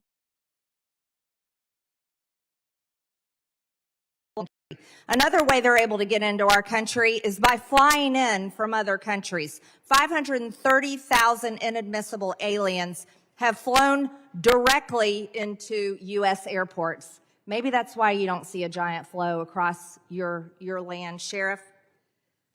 You also said, it makes me laugh when people talk about fighting age males coming into the United States. It's appalling that you said that, because I would have you know there have been at least 73,000 special interest aliens arrested at our border. 73,000. Special interest aliens are from nations that promote terrorist activity, harbors terrorists, and pose a security threat to the United States. Terrorist. That is fighting age males. Terrorist. Those are armies. Terrorist. Those are the same people that want Israel wiped off the map and would like to destroy America. 73,000. Yes, Americans have a right to fear that. Don't laugh about that. That's extremely serious. Jobs. Let's talk about jobs. You were saying jobs. They want to come in and they're pursuing jobs. Oh, the cartels are getting jobs, all right. Cartels and coyotes are currently making around $13 billion a year in human trafficking. Our wide open border is definitely providing jobs. 26 times more than that of the previous administration under President Trump. The Mexican cartels employ an estimated 175,000 members and have associates, facilitators, and brokers in all 50 states in our country. Yeah, we're having jobs provided for these people.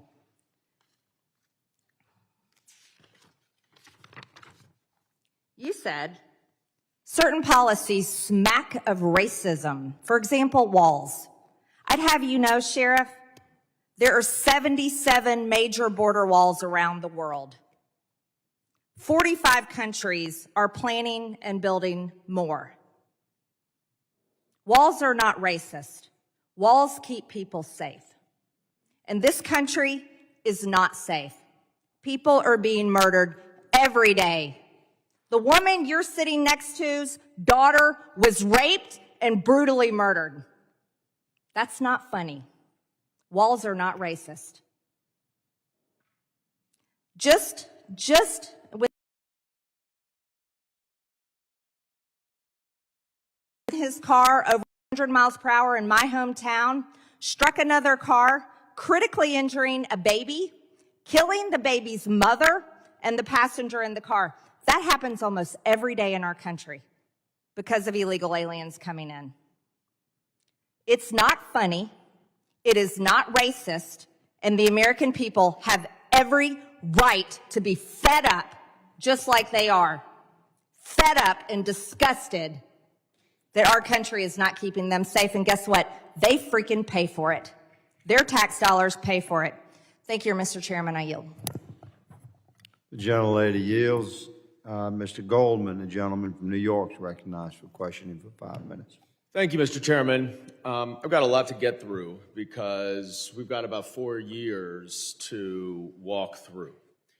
That chart, of course, mischaracterizes when Mr. Trump left office, but there's no question that the problems at our border have significantly increased over the last several years. We can debate the cause of that, and we have debated the cause of that.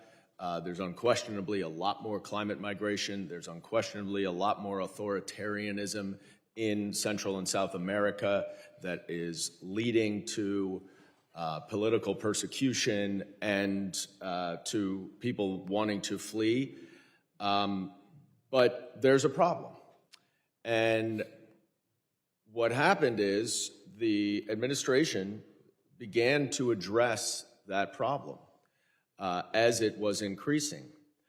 But Republican attorneys general all around the country filed lawsuit after lawsuit after lawsuit to stop administrative action.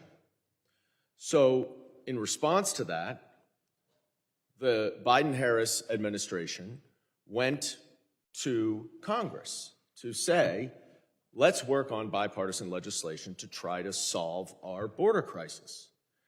And Senator Lankford, the second most conservative Republican in the Senate, negotiated for months with an independent and a Democrat and with the administration to come to some sort of bipartisan resolution, which they did miraculously because this has notoriously been a very difficult issue. Now, that deal was the most conservative border security immigration bill that's ever been agreed.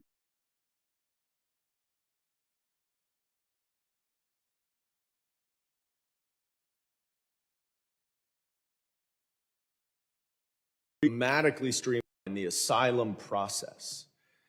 And let me just say something about the asylum process, because there's a lot of talk about legal immigration and illegal immigration. Asylum is legal immigration. It is not illegal immigration. It is part of our laws that you may seek asylum under certain circumstances. The problem we have at the border and the problem we have with our asylum process is that only 20 to 25% of people who apply for asylum ultimately get asylum. But it takes 7 to 10 years for that process to play out. This border security bill would have dramatically shortened the asylum process such that it would be over in 6 months. And the incentive for someone who knows that they do not qualify for asylum to come across the border would be eliminated. And many of those 75 to 80% of people who are not eligible for asylum would not come here and would not be granted work permits.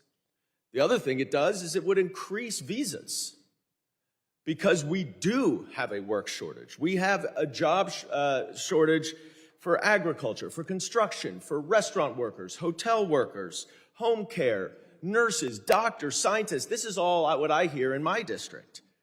We need to increase those quotas. That bill would have done it.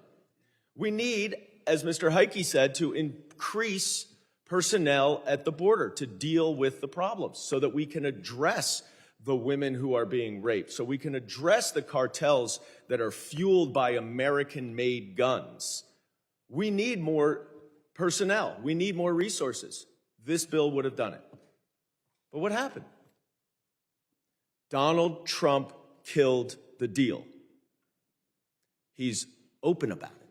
And you know why he killed the deal that would have dramatically solved our problems at the border? Because he cares more about his own election than he does about the problems facing the American people. And he wanted chaos at the border so that he could run on it. And when you watch him at the debate, he answers every single question. It doesn't matter what the topic is by going back to immigration. That's what he wants to do. I want to put up, finally, this last quote here from James Lankford, who was the author of this bill and was understandably very frustrated that it did not pass. It is very, very clear that the Republicans do not want to solve the problem at the border. And so what has happened since Donald Trump killed this bill that would have dramatically addressed the solutions at the border? President Biden and Vice President Harris have had no choice but to implement executive actions to streamline this process so that people coming in have to come in through ports of entry. So that those 73,000 people who are stopped at the border, they're not getting in, they're stopped at the border, have to go through the points of entry so that we can vet them and check them for their criminal history. And that has reduced border crossings to a level not seen since 2019. More than 55%. But that's not the solution. The solution is legislation, and the Republicans will not meet in the middle. I yield back. The gentleman yields. My. So here we are, a hearing to reflect upon 3.5 years of incredible injury that's been brought upon our country because of southern border policies enacted by the Biden administration White House. We had this thing under control, man. 2017, 18, 19, we learned a lot of lessons, but I'm gonna tell you, by the time we were deep into 2019, I was here, I was on this committee. Before COVID, don't talk about COVID in 2020, we'll set that year aside. In 2019, we had this thing under control.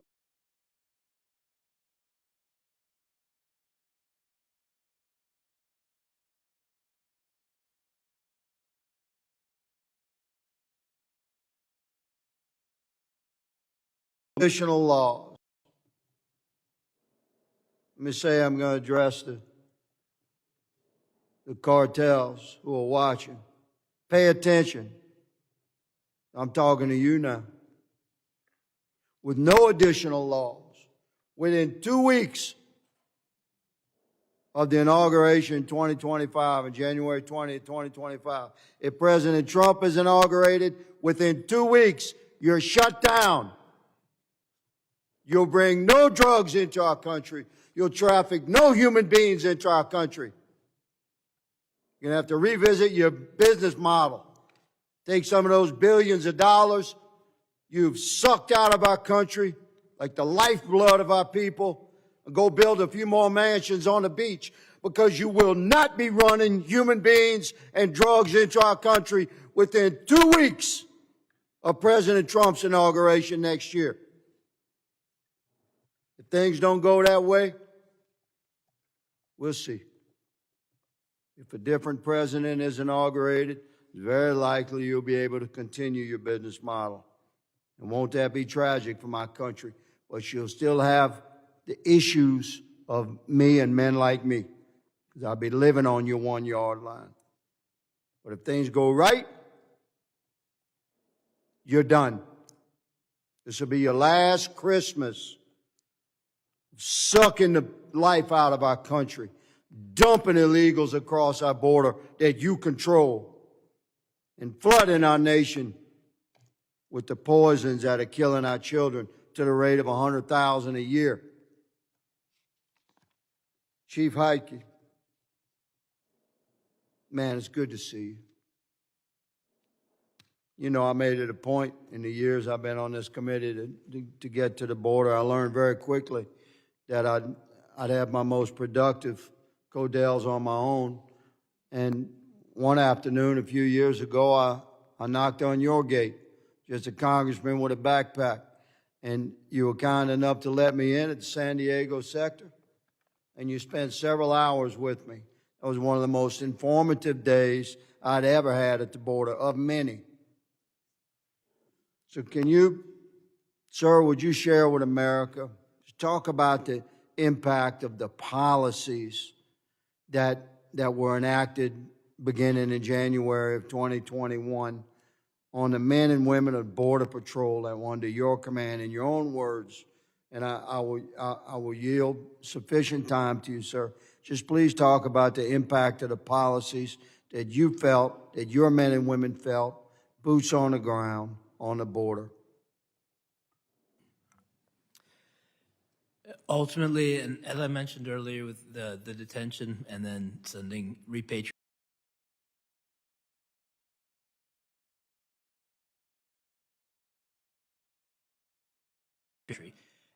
as more and more people were released, more and more people came. Basically turned the agents, the Border Patrol agents, into transport and care and feeding. That's all the agents have had time to do, and they're well aware of what they miss. The zones that have been empty, the vast areas across the border that don't have a presence because they are sitting in detention processing, or they are taking care of feeding people in processing. That constant awareness of what they're not able to do. They're not able to complete their national security mission. That mission is why they signed on to the job. That mission is what they do, and they're not allowed to get out into the field and do that, and that is what is destroying the morale across the Border Patrol. Chief, thank you for being here today. I thank all the panelists. Ms. Morin, God bless you, ma'am. We're sorry for your pain. We feel it with you. Sheriff, thank you for your service. Gentlemen, my time has expired. Recognize the gentleman from California, our colleague, Mr. Garcia, for 5 minutes for questioning. Thank you, Mr. Chairman. I want to thank all of our witnesses for being here. Appreciate your time. Mr. Chairman, I'm wondering if I'm able to see your chart for a minute. Do you mind if I borrow your chart for a quick second, Mr. Chairman? Do you mind if I borrow your chart for just a quick second? Oh, I apologize. I had not heard you, my colleague, but of course, yes, sir. Thank you. If I can just... I only used the chart because Mr. Goldman said he didn't like it, so... Thank you. Well, so I just want to clarify this chart. I know that this chart was also been discussed by a few of my colleagues and Ms. Green and the chairman and others, but I just think this chart is important for us to actually look at this and actually be accurate. Right now it says that Trump left office at this point in the chart. That's actually not when Donald Trump left office. Donald Trump actually left office right here on this chart. And so, you know, when we're talking about charts, we should be very accurate when actual Donald Trump actually left office. And you can see that the actual immigration and what's happening with border crossings was already going up by the time Donald Trump left office. And so I think it's important that when we have charts, and I appreciate being allowed to use this one, that we're accurate about actually when this actually happened. So facts are really important. But I want to also add one more thing as we're talking about facts and things that are being said that are truthful, is we're having a conversation about immigration and the border.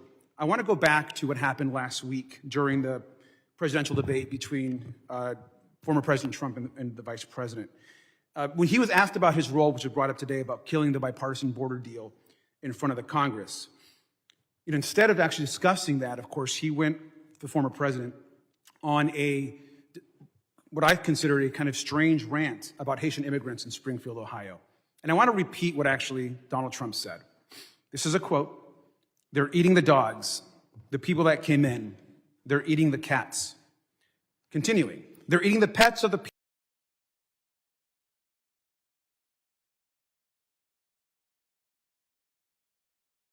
Keep the safety and security of pets very seriously. But this notion that Haitian immigrants are eating pets is not only xenophobic, in my opinion, but has caused real harm to the people of Springfield, Ohio. Now, the Republican governor of the state, the Republican mayor of Springfield have testified about it, and they agree that this story was not true.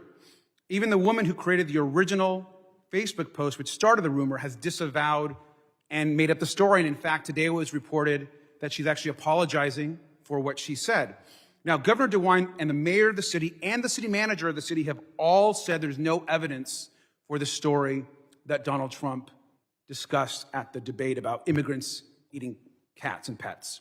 Now, a better use of our committee's time would be to investigate the right-wing extremism in bomb threats, which have closed middle and elementary schools in Springfield and targeted local officials. People are scared in this town because of these threats and these attacks against immigrants. Now, there is a real threat directly linked to the extremist rhetoric we are hearing. We know this to be true. And we know that Donald Trump is not the only Republican that is amplifying these claims about Haitian immigrants. J.D. Vance claimed, and I quote, this is just a real quote, "Reports showed that people had their pets abducted and eaten," end quote. That's from Senator Vance.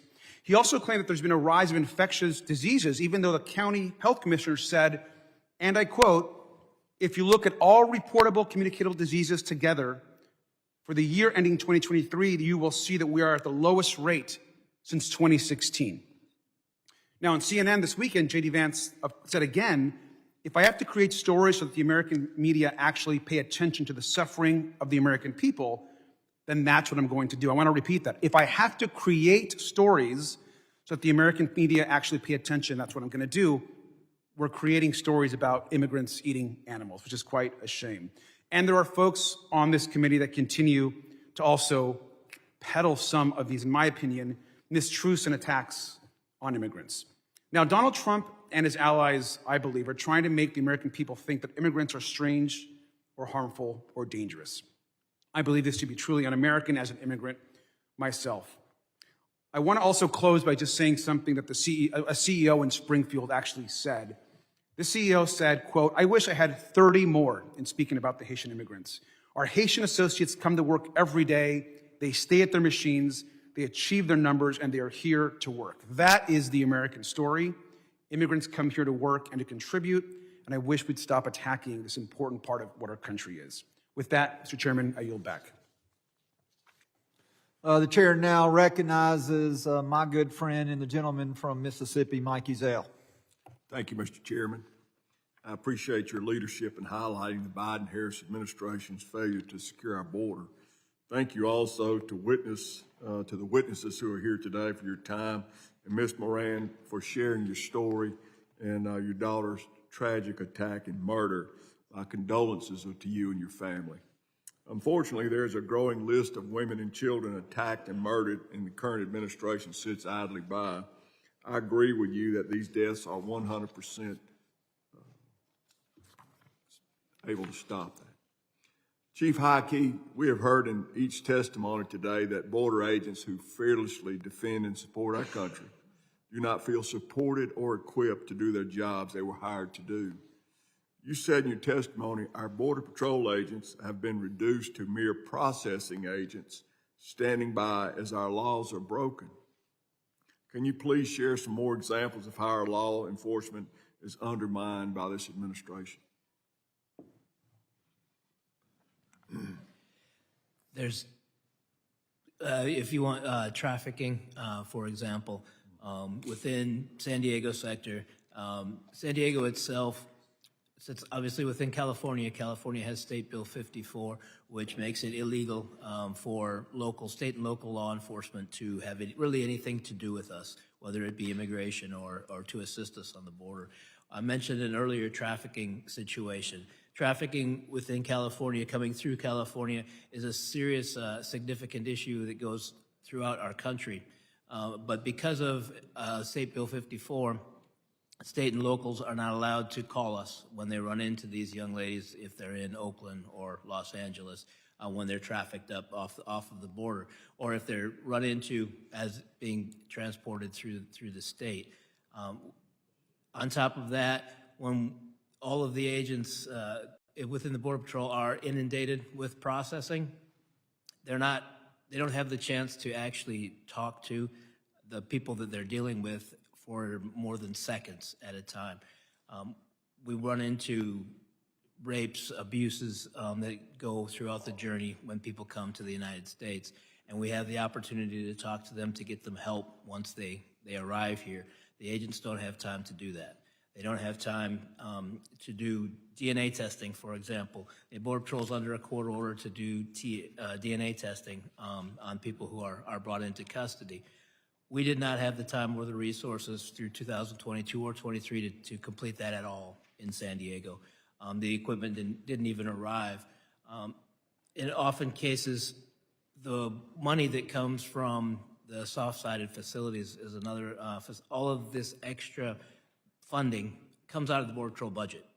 So our computer refreshes, our cameras, our software systems are becoming older and older. As one of the representatives mentioned, money to fix vehicles is limited because so much money is going to care and feeding of masses of people. This all impacts the agent's ability to do their job. It all impacts their ability to complete their national security mission. And on another note, many people don't realize how impactful Border Patrol agents are across all of the federal and state and local agencies. We send task force officers out through DAA Task Force, Safe Streets Task Force with the FBI. In my time in San Diego, I had to pull all the task force agents back in order to complete our processing mission. They're not there. Spanish speakers, Spanish is required within Border Patrol agents. Many agencies across the southern border do not have Spanish-speaking officers.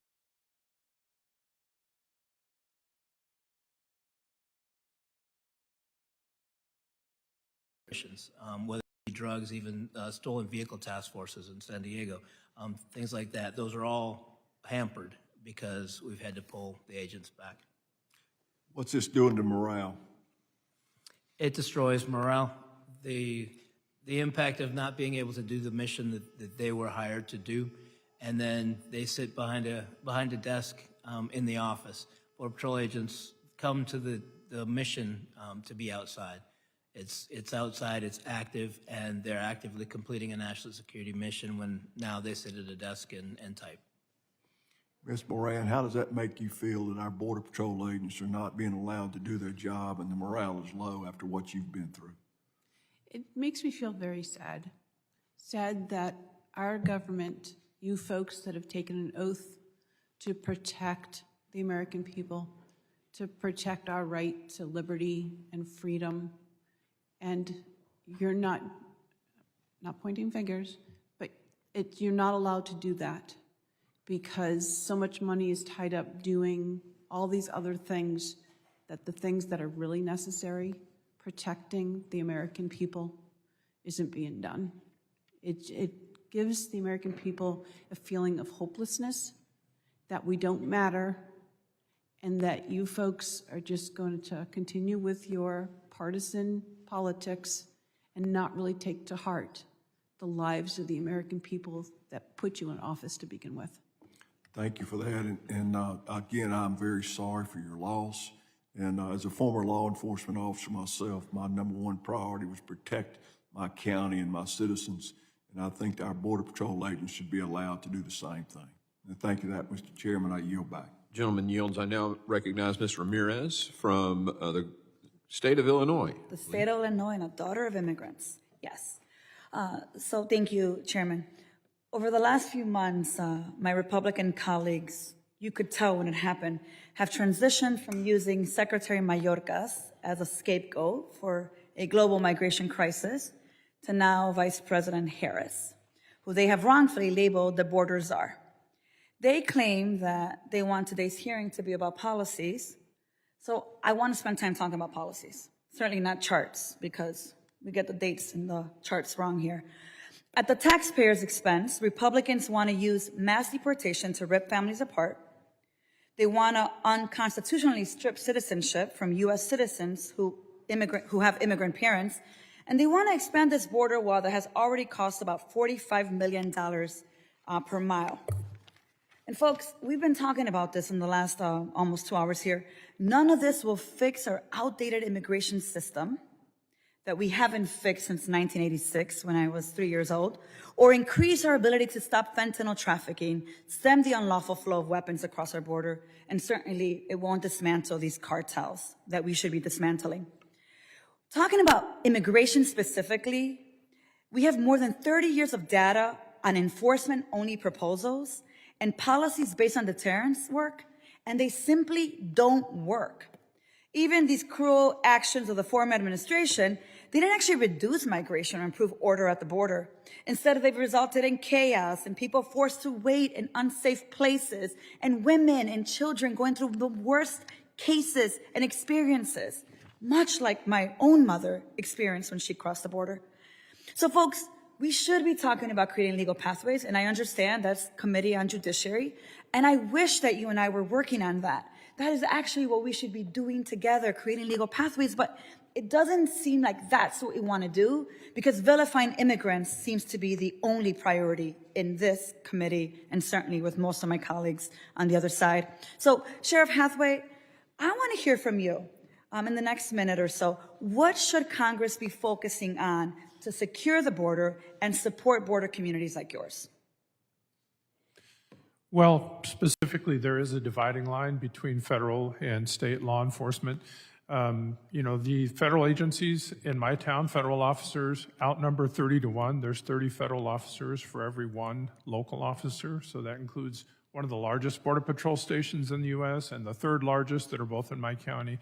Large contingents of CBP, OFO, those are the guys in the blue uniforms on the border that do the inspections at the ports of entry. And, frankly, I don't want to do their job, and they don't want to do my job. I do the same job as the 3,000 other sheriffs in the U.S. There's about 3,000 counties and 3,000 elected sheriffs in the U.S. I treat everybody the same. Our focus is violent crime and property crime. So, as far as it's up to you what you decide on the federal issues that have to do with the border, but to me, I don't see a bigger impact of, crime or property damage with anything to do related to the border. So financially, I don't need no more support. I don't need more legal support. But I do think Congress needs to solve the issues on the border to create legal pathways for workers. So, Sheriff, you think that this Congress should be focused on creating legal pathways, yes or no? That's correct. And you think that this Congress should do the thing it hasn't done in almost 40 years, which is actually fix the immigration system. Is that yes? Fix immigration, look at the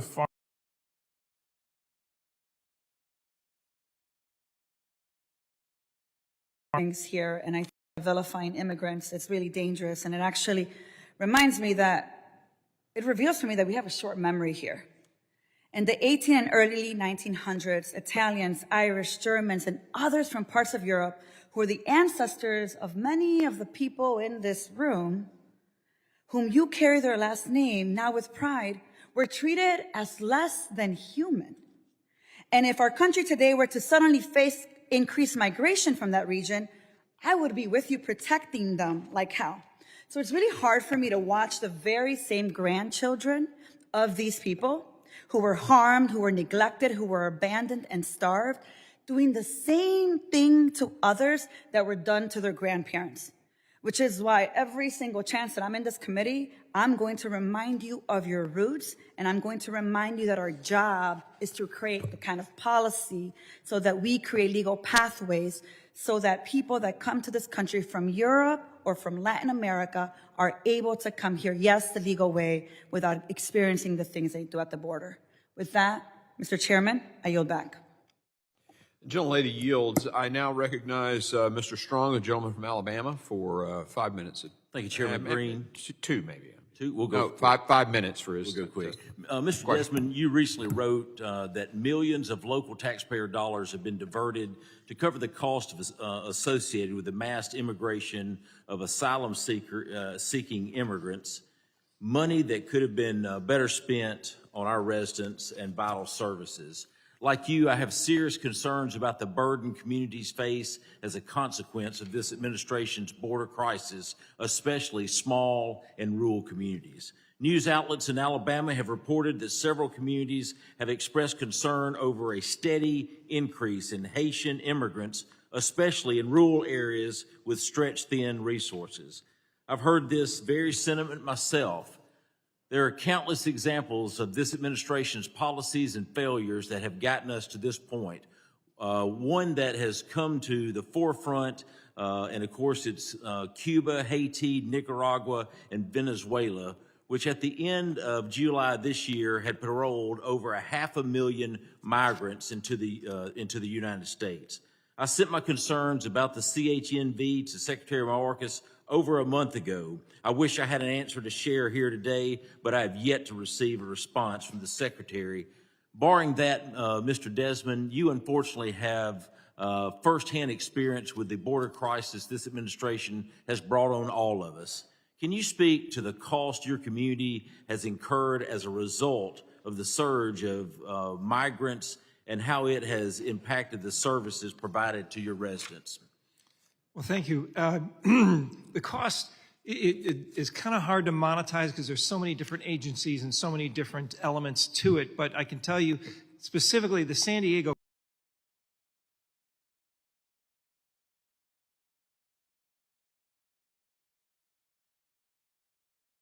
months because we ran out of money. And yes, that money could have been spent on our roads, infrastructure, and parks. But we also have our hospital systems. Many people come across the border, they're injured because of their long journey. And I'm sure most of you have seen YouTube videos of people dropping their children or their loved ones over the fence. Many people have broken limbs, things like that. So we have many paramedic calls that actually go to the border. We also have fire calls. When people come over in the cold of night, they'll burn just about anything they can get their hands on to stay warm, which is, I understand, but we all have fire calls and potentially fires and structures that catch fire along the border. And also, just kind of the fear factor itself of people driving boats up onto our beaches and just walking unimpeded into our communities. So monetarily, also our San Diego airport has migrants sleeping and staying there. So that hurts our, we're a tourist town. That hurts our tourism. And you see migrants sleeping in the airport coming and going. So there's many, many factors. I don't have an exact number, but I know it's in the several millions of dollars that is costing our local taxpayers, and that money should be staying in San Diego County, not being spent on migrant and immigration issues. That's the purview of the federal government. I understand what you're talking about. I served 26 years in local government,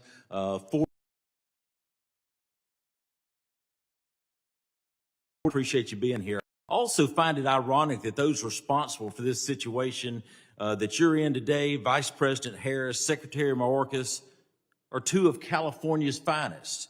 It sends a clear message to every American that if they had allowed this to happen in their own communities, if they don't care about what's happening in their own backyards, why would they care about what's happening in Alabama? I think the evidence is obvious. Mr. Desmond, you also mentioned witnessing mass street releases, which buses dropped off hundreds and thousands of illegal aliens at a time in your communities, many of whom have no idea where they are, where they're going, and it's not just happening in California. What advice would you give to other communities, local leaders, county commissioners, mayors, city councils facing this exact situation throughout our country?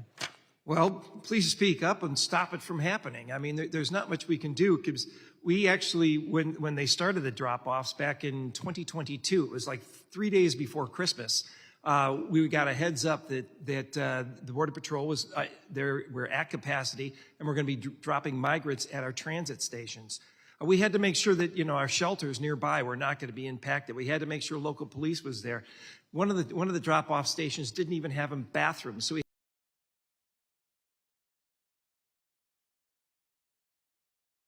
community, small cities and communities don't have the resources to immediately write those kinds of checks. So I beg and plead and ask, the federal government to stop this. And we all want to have an immigration system that works. And I take offense to the sheriff's racist comments made earlier. But we need a system that works. And I really think the focus should be on vetting the people that come across the border.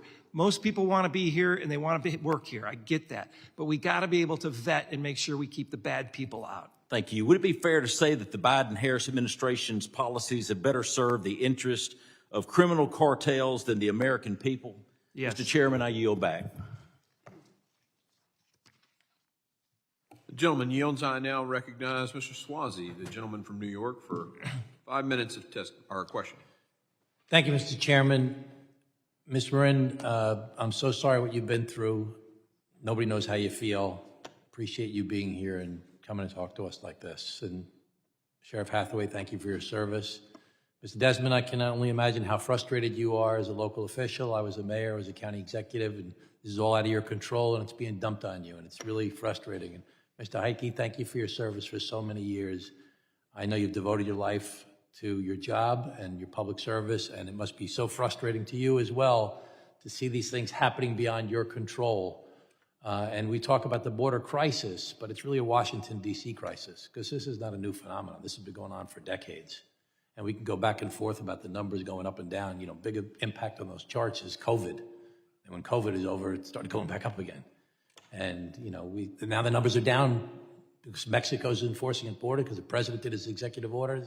So we got to figure out how to get Democrats and Republicans to work together to address the very real concerns that every one of you have. And that America, what you see in this room is what's happening all over America every day. And people are just like, what the hell are you guys doing? We're sick of hearing you just attack each other instead of solving the problem. So it's not one thing. It's not one or the other. It's both sides. We got to secure the border. We have to fix the broken asylum system. And we got to treat people like human beings. I mean, everybody wants that. I don't care if you're the Republican witness, the Democratic witness. Everybody wants those three things. Secure the border. We need more agents. We need more judges. We can build more wall. We can do more technology. We can do all the things we've heard the back and forth here today. We've got to secure the border. That's a very real thing that has to be done. Number two, we got to fix the asylum system. You know, asylum used to be like, we were happy when the Soviets sought asylum in America. That was like, yeah, they're coming to us. They're not going to the other guys. Asylum, you came from Cuba or from the Soviet Union, like, yes, asylum. Now it's being abused by the cartels and by the organized crime and the coyotes and teaching people. These people are all coming here because they want a better life, but we can't just let everybody in. But people are abusing the asylum system, and they're gaming the system, saying the right key words so they can get into this bureaucratic mess that takes 6 or 7 years to resolve. 85% of the people get denied ultimately, but people are abusing the system. We've got to fix the asylum system. We got to change the standards with asylum. We got to stop allowing asylum in between the ports of entry, which is what the president did in his executive order. It's what the Langford bill that we've heard about today, the Langford-Murphy bill, would have done. But they had these. You had to get 4,500 people, and then the president's executive order is 2,500 people. Got to say no, just no asylum in between the ports of entry. Just stop it. Make you go to a port of entry or make you go to a safe mobility office somewhere else in the world. And number three, we got to treat people like human beings. I don't know your politics, but most people think the dreamers who've been here 20, 30 years and came as little kids, they should have a pathway, at least to legalization. TPS recipients, we invited them here after an earthquake or a civil war. Give them a pathway to citizenship, or don't even give them citizenship. Give them legalization so they don't have to worry about being deported tomorrow so they can go to work. The Farm Worker Modernization Act. It's been negotiated bipartisan. Let's make the deal. We got both sides worked it out. The Afghan Readjustment Act. There's so many things that we've worked out to say, let's treat people like human beings. But we got to put these three things together. We have to stop. Every problem we face in America, and certainly this issue, is complicated. Nothing is simple. But you cannot solve complicated problems in an environment of fear and anger when everybody's just yelling and screaming at each other.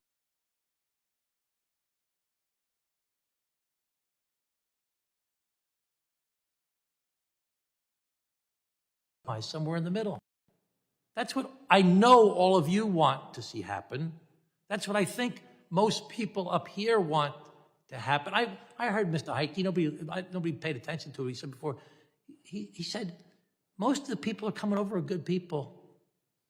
Most of them just want to go to work.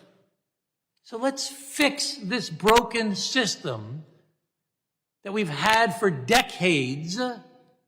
Stop the BS and try and find common ground So that people like yourselves who are sitting there and saying to yourselves, I am so sick of these guys going back and forth. Can't they just work it out? That I know you're all thinking in the back of your heads, like everybody in America is thinking, let's work it out. Let's work together. Let's get it done. I'm prepared to do it. I know lots of Republicans are. Let's try and make that happen. Thank you very much. I yield back. I'm sorry I didn't ask you any questions, but I had to just say that. Thank you. Thanks. The gentleman yields. I now recognize the Vice Chair of the committee, Mr. Guest, for his 5 minutes of questioning. Thank you, Mr. Chairman. Sheriff, I want to thank you for being with us today and start a couple questions with you. I see in the statement that you have prepared, you talk about the fact that you not only are elected official there in Arizona, but live very close to the border, that you and your wife will often go out at night and walk there along the U.S.-Mexican border. I have before me from the CBP website some recent statistics about addressing border encounters along the southwest border and then breaking those border statistics down into certain sectors.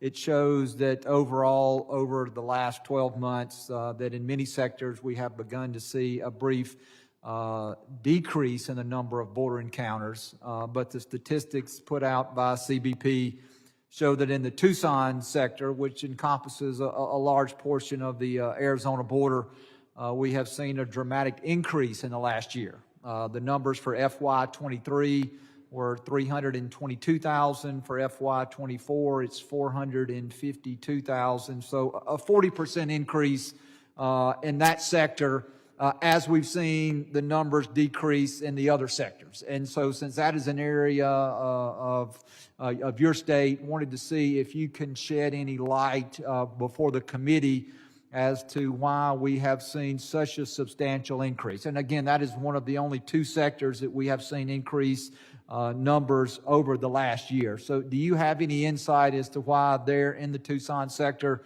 we've seen a 40+% increase in encounters within the last 12 months? Yes, as Ms. Taylor Greene alluded to, Nogales, which is in the Tucson sector, is the designated reporting accumulation area for the CBP-1 app. So it's the only place, the primary place for people who are claiming asylum. They're told to go to Nogales, whether they show up in Ciudad Juarez, in El Paso, or Tijuana. They're told apply via the CBP-1 app and go to Nogales. So a lot of people go there, then they can't get their appointment. The appointment system is full.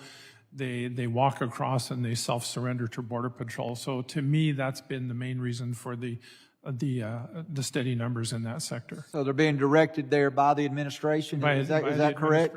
That the CBP-1 app, which is a smartphone app for asylum seekers, is not available along the border, but in Nogales it is. So they're all directed there, whether they start out making contact in Texas or Southern California, they're directed to that sector.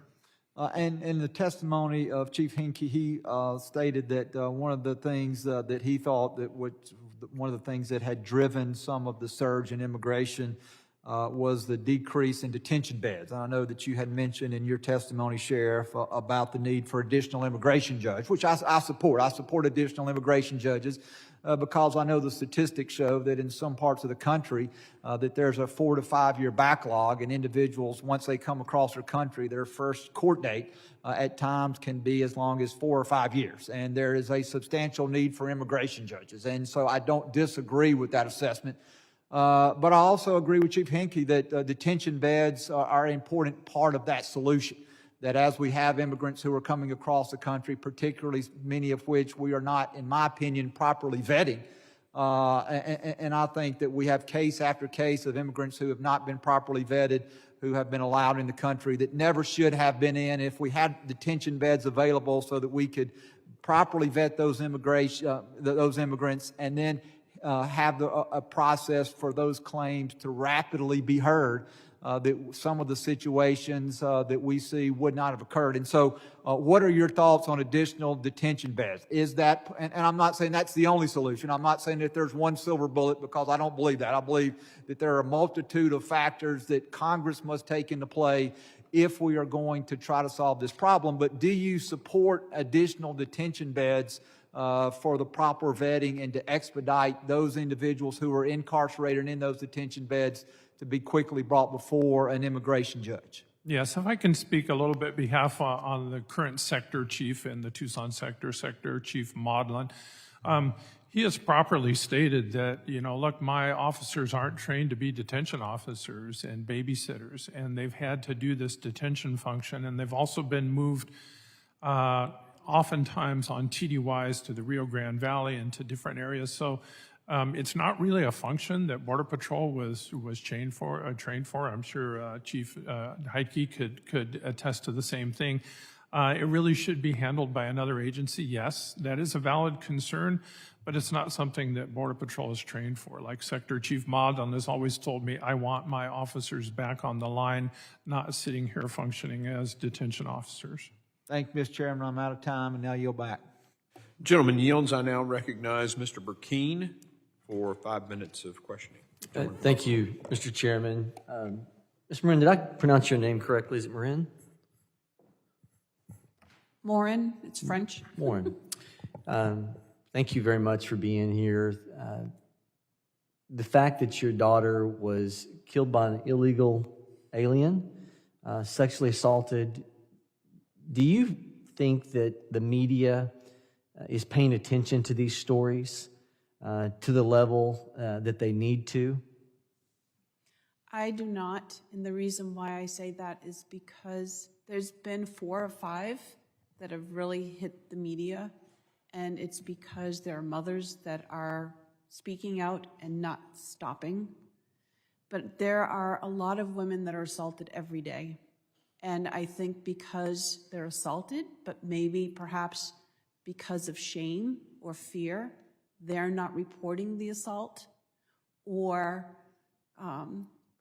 it's a local police matter that doesn't necessarily hit national news, so it might just be local news, and or they don't have DNA because they're not able to track these immigrants that have come into the country, and because they don't know their name, they don't know where they're from, they collect DNA from the crime, but then they don't know where else to go with it, that they just kind of like hang in limbo. But there are women that are being attacked every day. I get letters from across the country, and just in my own city, we had 2 murders by illegal immigrants from El Salvador. And I do realize the band that was here earlier that said he was from Prince George's County. He was a state prosecutor during Trump's time in office. So he may have seen lower numbers, but that's not necessarily the state of the country at this moment. And I think that, I'm not trying not to take up your time. No, I appreciate your response. And, no one would want to find themselves in a situation that you've experienced. And, genuine, heartfelt condolences being extended to you. We're so sorry. This committee is so sorry. Can I just say one more thing? Of course you can. I think that they hear us speak as mothers, and they think because we're mothers, that we're emotional, yes, and we're more attached. But if you actually saw the bodies and the crimes that are actually being committed against a human being, it's like an animal dragging a prey into the woods and attacking them. If they could see how violent these crimes are,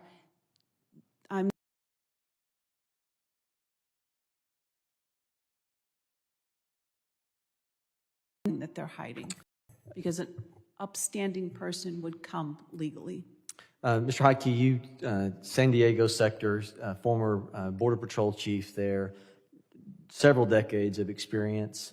Do you think the American family, the average American family who hears these stories, has a right to feel less safe? You think it's justified, the feeling across America of just regular people sending their sons or daughters into a public space, a public sphere where they're not present with that child, that this validates a heightened concern for their children's safety? I do.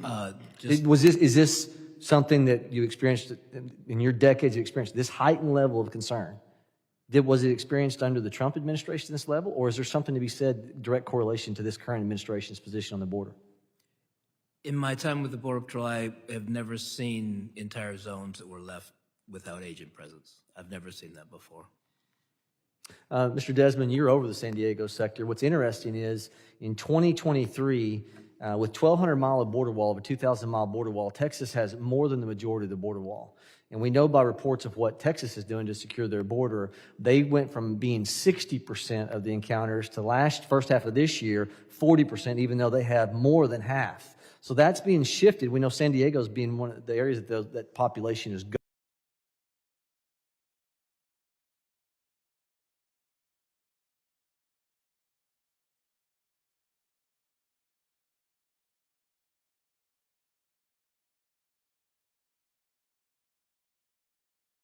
The effects of particularly our beach communities. We get 3 or 4 boats every week that just beach themselves and people walking into the communities. And without law enforcement even able to do anything. Unfortunately, California is a sanctuary state, and our law enforcement, as the chief had mentioned, is prohibited from enforcing any immigration law. They're actually prohibited from even asking someone what their immigration status is. So even though somebody just jumped off a boat and is walking through your neighborhood and you know is there illegally, our local law enforcement can't do a thing and people are upset about it. Thank you, Mr. Chairman. I yield.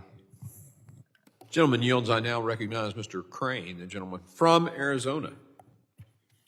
Thank you, from a border state, Yep. for his 5 minutes.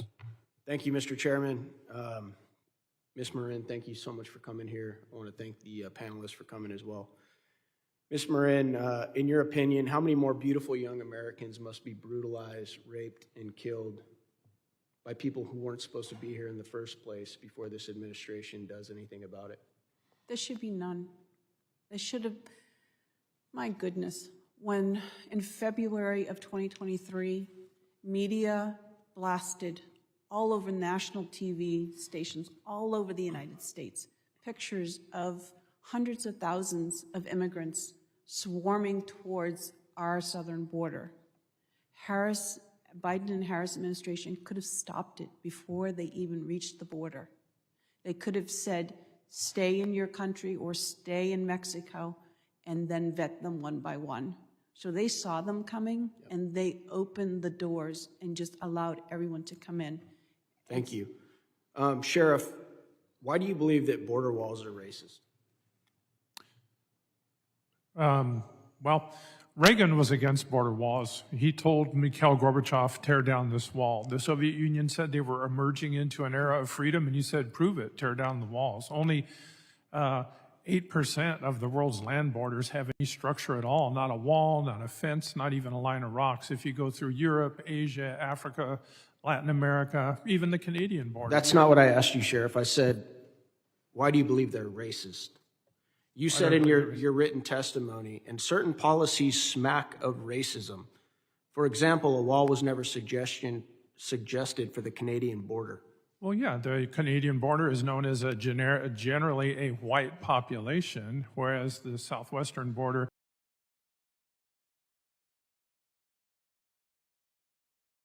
too was never aggressively enforced on the Canadian border. Sheriff, do you think that if the mass majority of illegal immigration coming into the United States of America was coming from the northern border, that Americans would demand the same thing?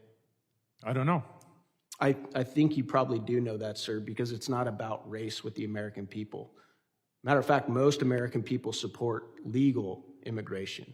It's the illegal immigration. It has nothing to do with race. Sheriff, do you have a wall at your house? A what? Do you have a wall at your house, No, Sheriff? I do not. Do you have a front door on your house? Yes, I do.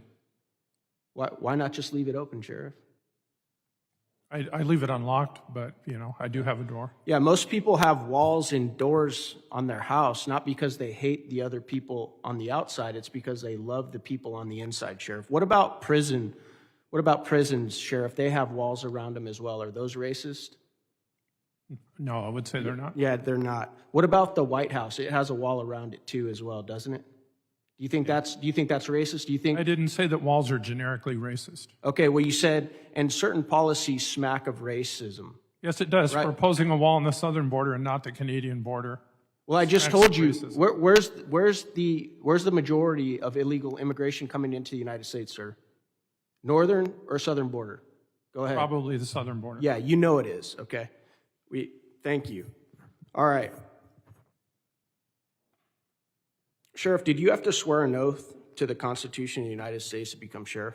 Yes, I have, multiple times. Are you familiar with Article 4, Section 4 of the Constitution, Sheriff?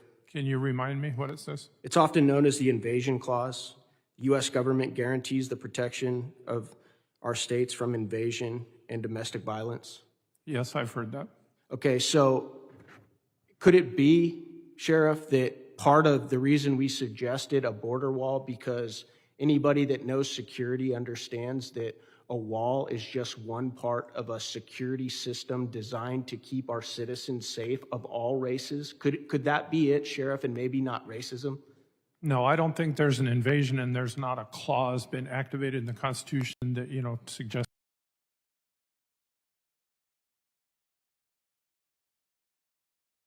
And other moms have lost their children brutally, raped, murdered, drug off into the woods would highly disagree with that comment. And if you looked at the data and the graph that's been presented here today, it's obviously an invasion. It's not a so military much so, invasion. hold on, I'm not done yet. So much so that Kamala Harris has actually changed her position now on border security because she realizes what a complete catastrophe it is.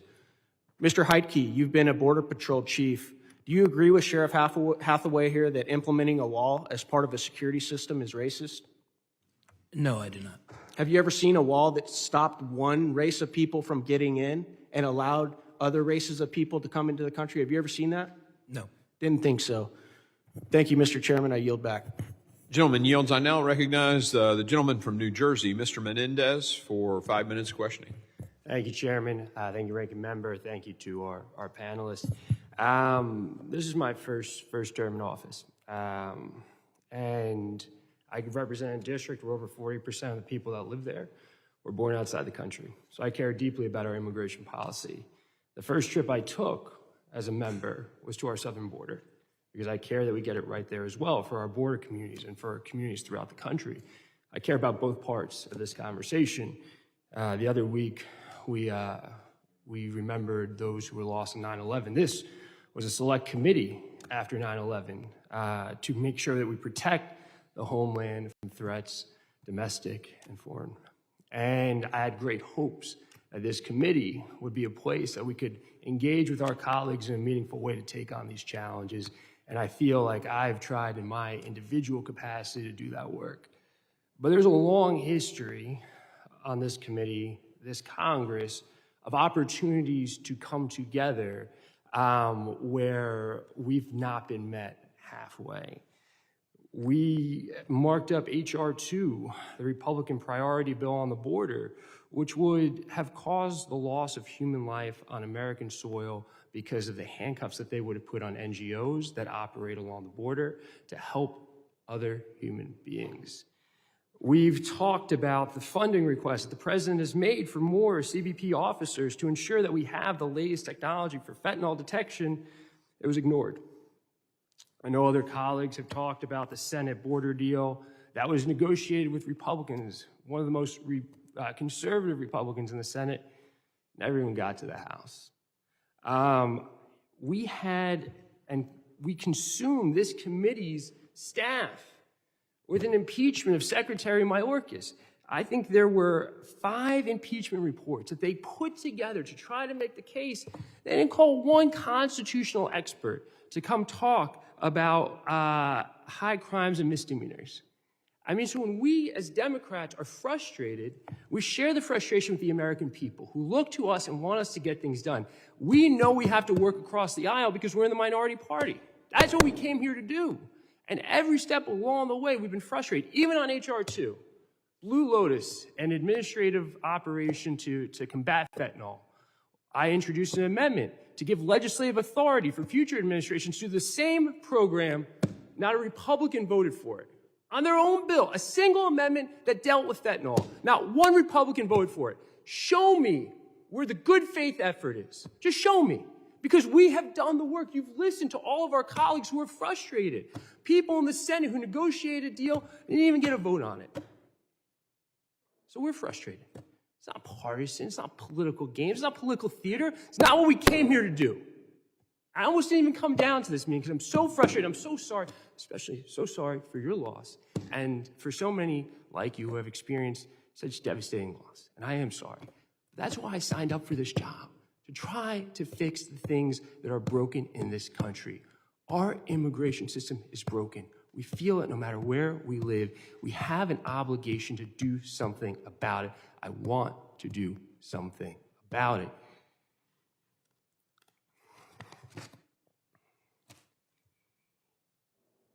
I believe we have folks who have worked in CBP. We have folks who are sheriffs. Do you look to Congress and us as legislators for solutions to some of the challenges that you're all facing? Yes. Sir? Yes, definitely. I consider that to be your job. It is. And if I were a resident or you're a sheriff, I would look for you to make sure that our communities are safe. This is a two-way street. We listen. We show up to these committee hearings and listen to all the things that you are facing, that Border Patrol agents are facing, that border communities are facing. We listen, and I just wish we were doing more. So just know that I'm committed to trying to take on these challenges. So many of us really are. You may not see that here in this committee. You may not see that today. But rest assured, we're going to keep trying, and we're going to try to get to better places for all residents, both of our districts and throughout the country. So thank you all for being here today. Thank you for all that you do to advocate for these issues. I yield back. Gentleman yields. I now recognize the ranking member, the acting ranking member, for his closing statement. Thank you very much, Mr. Chairman. Again, I want to thank the witnesses for being here today. And Ms. Morin, again, my condolences to you and your family. And we are doing everything we can to make sure that we go after those animals that would do the things that were done to your children, to your daughter. One is way too many victims. Mr. Chairman, as I look at this committee, I think today is the last full committee hearing before the election, and I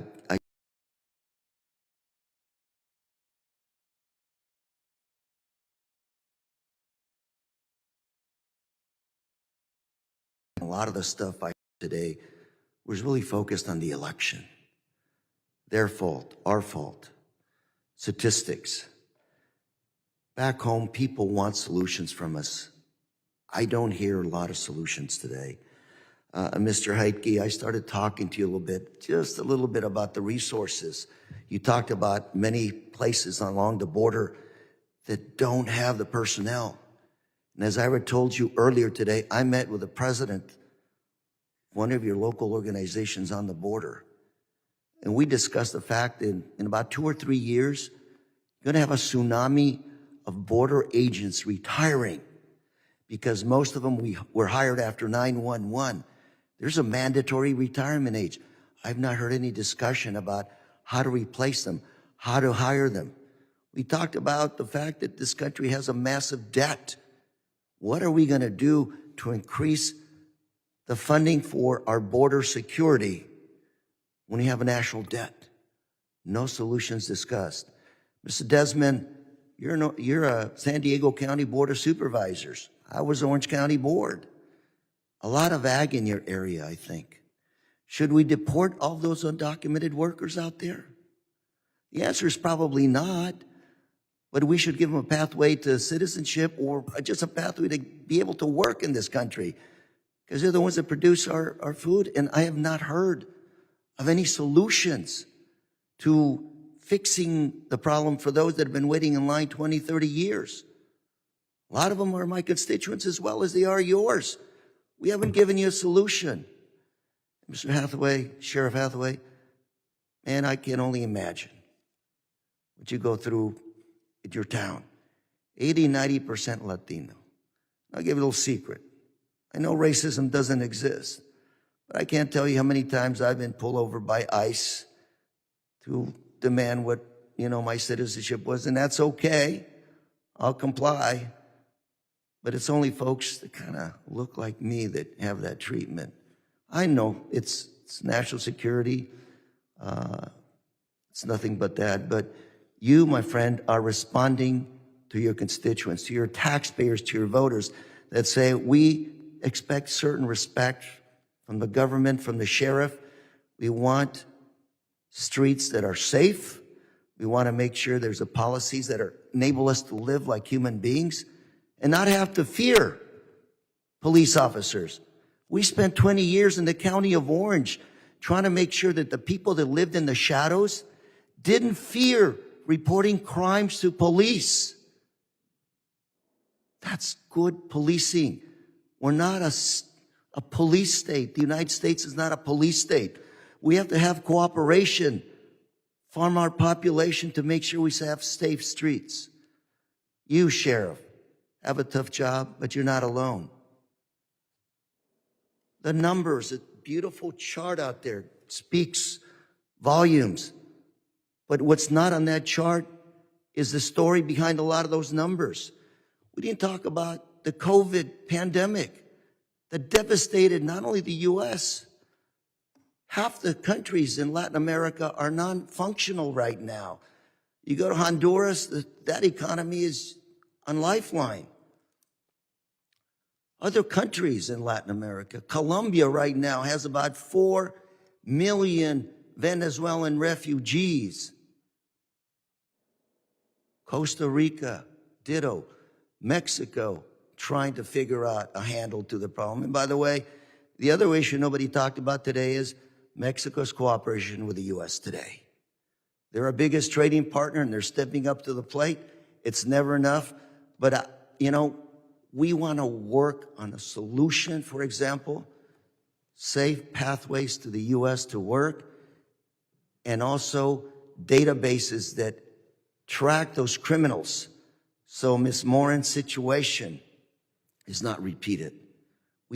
Those are real solutions that we're working on and we can continue to work on. Dreamers, okay?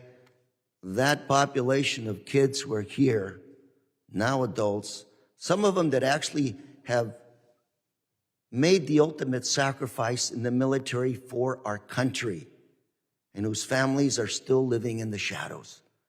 It's not an issue for Homeland Security, but it is connected to Homeland Security. Former Secretary of Homeland Security, General Kelly, who used to be President Trump's chief of staff, would say border security does not start or end at the border. If anything negative gets to the border, you're already too late. And he was in charge of Southcom, which is the Southern Command, U.S. military in Latin America. He understood that it wasn't about the border, but it was about the region. I didn't hear any discussion about these issues today. And Mr. Chairman, we've got a lot of work to do. It's not your fault. It's not their fault. It's our job to fix these problems. The American taxpayers are asking us to be practical and do it. 60 days out, and we're talking essentially political rhetoric here about the election. Senator Langford is a guy I talk to a lot. He put his neck out in the line as an elected official to come up with an immigration solution. He really worked hard. And I looked at and I said, Jim, you really gonna go out on the limb here, man? Nobody's been able to succeed for 30 years. He said, this is the right thing to do. An immigration solution, a border solution. And then former President Trump came out and said, kill it.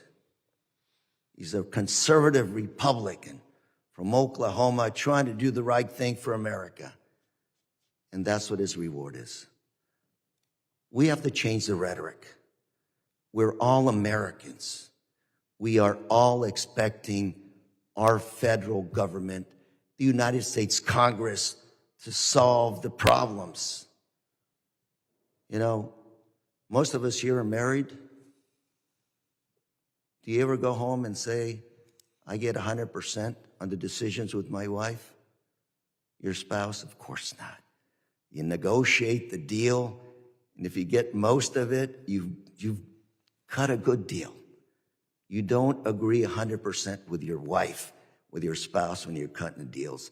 Why do we expect to come to Congress and agree 100% with the other side? Hope we can move forward. Homeland Security was designed, this committee, that agency was designed after 9/11 to work together, not as a partisan committee, but as a committee that worked across the aisle to protect Americans from foreign and domestic terrorism. We have to get back to doing our job and doing it right. We've got the Secret Service that's also under our jurisdiction, and they're having a hell of a time protecting our presidential candidates. And those two articles I submitted for the record today are a glimpse that the rest of the world is scared to death because they see our American democracy on the brink of failure. And that does not speak well of the job we are doing here in Congress. Put partisanship aside and start working to stabilize this country and do what our taxpayers expect us to do. Thank you, Mr. Chairman, and I yield. Gentleman yields. I now recognize myself for a closing statement. I want to thank you all for attending today. Very important hearing, and I especially thank our witnesses, Chief Heitke, Supervisor Desmond, Ms. Morin, Sheriff Hathaway.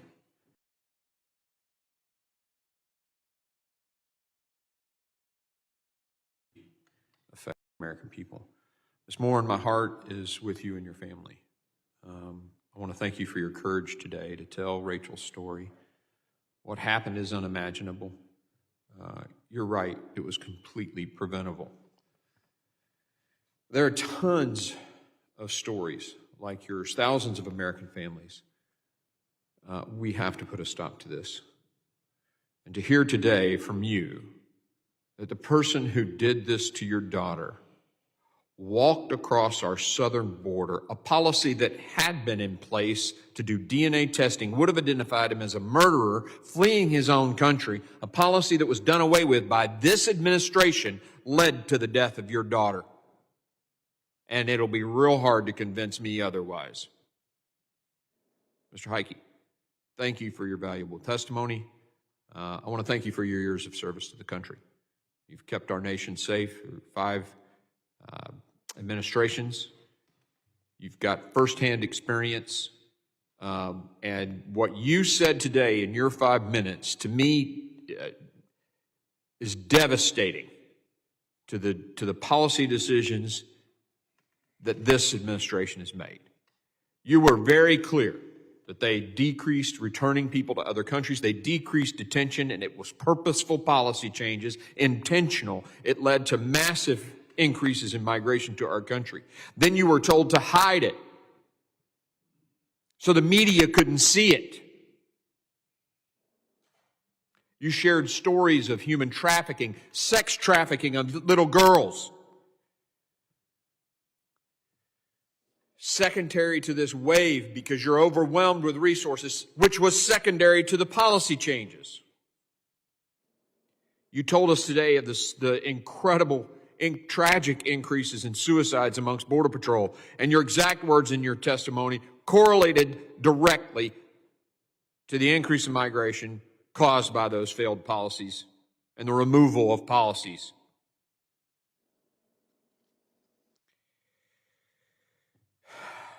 You know, Mr. Correa, I love this gentleman. He's a great man.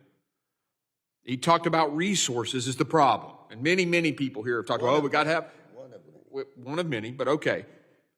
But if you implement policies and refuse to let people do their job, more people aren't going to solve the problem.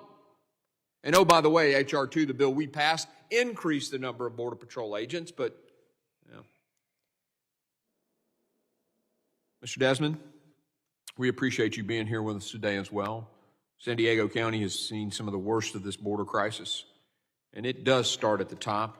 It starts with President Biden and Vice President Harris, and I want to thank you for shedding some light on the situation in California and the realities of this crisis.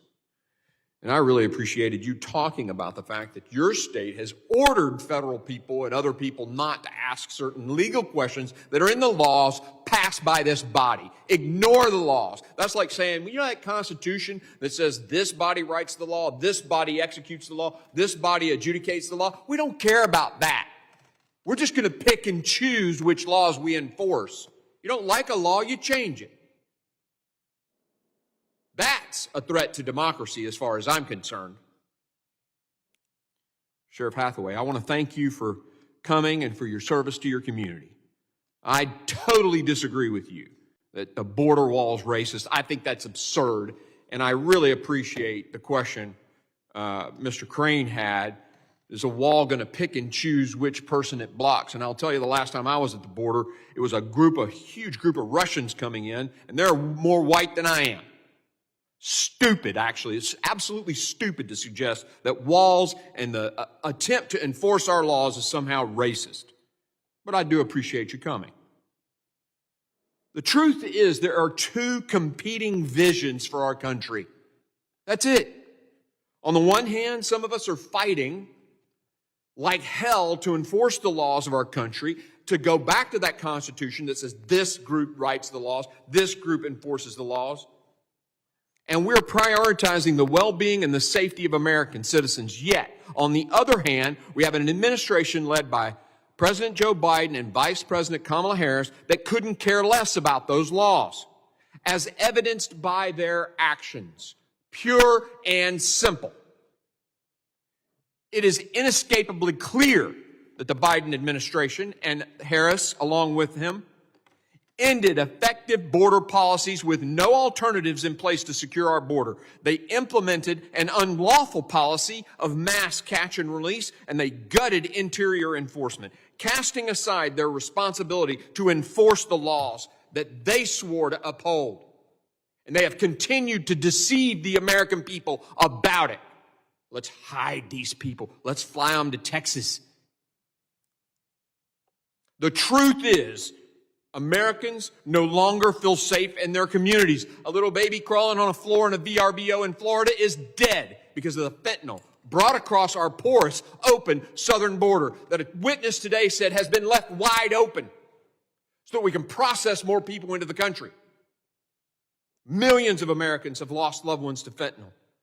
And Americans who can't afford housing, whose insurance premiums have shot up, forced to watch as lawbreakers, have been rewarded with free housing and benefits. And I think it was you, Sheriff Hathaway, earlier, talked about not impacting inflation. I'm sorry. If 12 million people walk into the country, we can't just suddenly make a dairy for milk.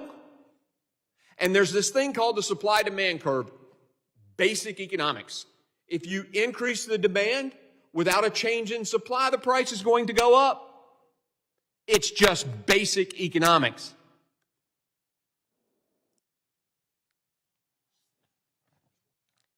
You know, I thought spending almost 2 years investigating this border crisis would have more of an impact on the other side of the aisle.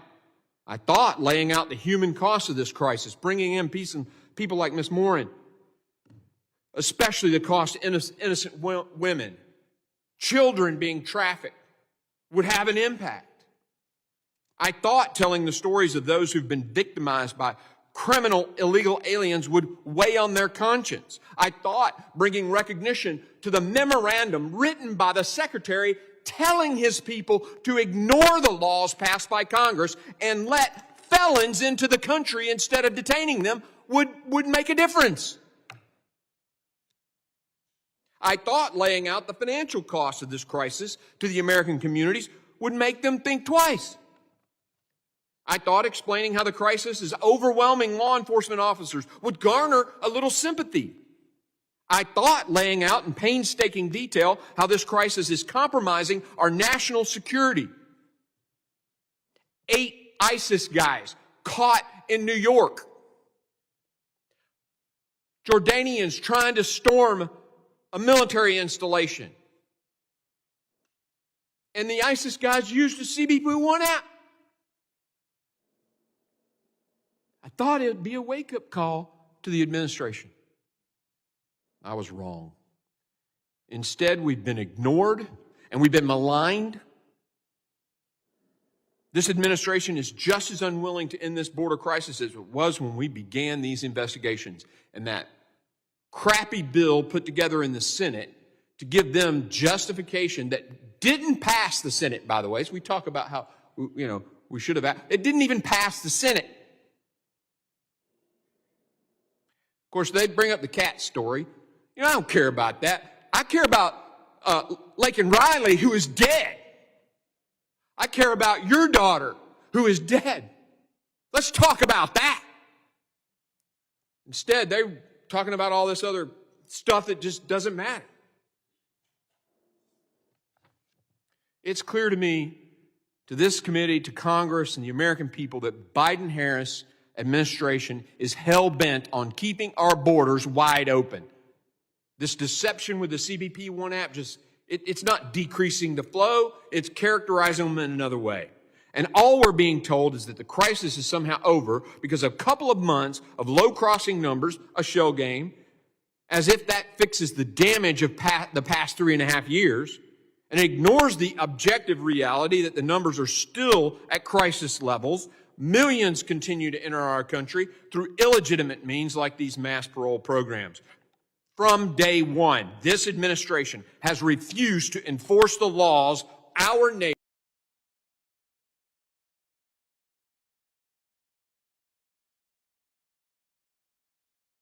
into our country, linking up with gangs, creating a crime nexus, bringing drugs and crime with them. It's unsustainable. And to say, well, we need a guest worker, so open borders are okay, is absurd. It's also absurd, or at the very least contradictory, the claim that most of these immigrants are coming to work, when in reality, most are attempting to claim asylum. So which one is it? If they come and say, hey, I'm here to work, well, cool. We have this legal pathway. No, they're saying, I'm claiming asylum. So which is it? Are they coming out of credible fear for their life and safety?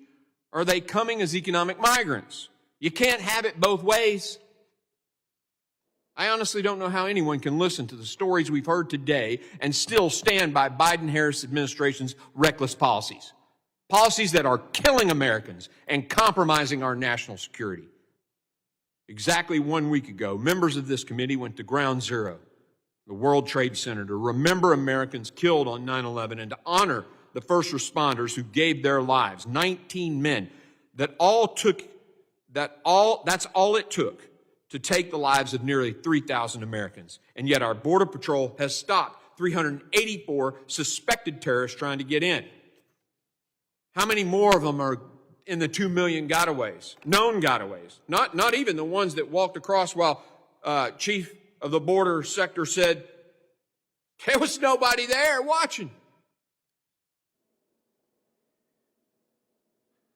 Lastly, let me just point out how intentional this plan is. Its expansion of the CBP-1 app funneled hundreds of thousands of inadmissible aliens to ports of entry and then into the interior of this country. This is a major end around to our lawful immigration system. And as even NBC News recently reported, even individuals with terrorist connections have been allowed in through this program. Well, we know who those are, some of them anyway. Additionally, massive fraud was discovered in the Cuban, Haitian, Nicaraguan, Venezuelan mass parole program, which allowed 30 running even after reports from the folks at DHS claim they knew it's against the law. And after reports that the CHNV parolees have committed grave sexual crimes since arriving here. Simultaneously, this administration allows border wall materials to rust in the desert instead of choosing to build the wall we've already paid for. In short, the Biden-Harris administration is doing everything in its power to perpetuate this border crisis, and any claims to the contrary is misleading at its least. The truth is that even if President Biden shuts the border down tomorrow, it will not undo the damage this administration has caused over the last 3.5 years. Rachel Morin's death can't be undone. Laken Riley can't be brought back. And the heartbreak felt by those who have lost a loved one because of this border crisis cannot be fixed. How many times have we sat here and held hearings over the lawlessness of this administration and its refusal to obey the laws and secure our borders? We've passed legislation only to be ignored by Democrats. We've held cabinet officials accountable, again, ignored by Democrats. It was brought up today by one of my colleagues about this impeachment. I'm sorry. If you have a cabinet secretary who just gets to do whatever they want and not follow the laws of Congress, why do we have a Congress in the first place? But I guess Congress don't feel offended, right? Because the president was told by the Supreme Court he can't pay off student loans. He said, I don't care, I'm going to do it anyway. I guess we don't need a Supreme Court either. We should just have a king. It doesn't have to be like this. It cannot continue to be like this. And I'm going to fight as long as I have the strength to ensure that we return to some form of law and order and sanity on this issue.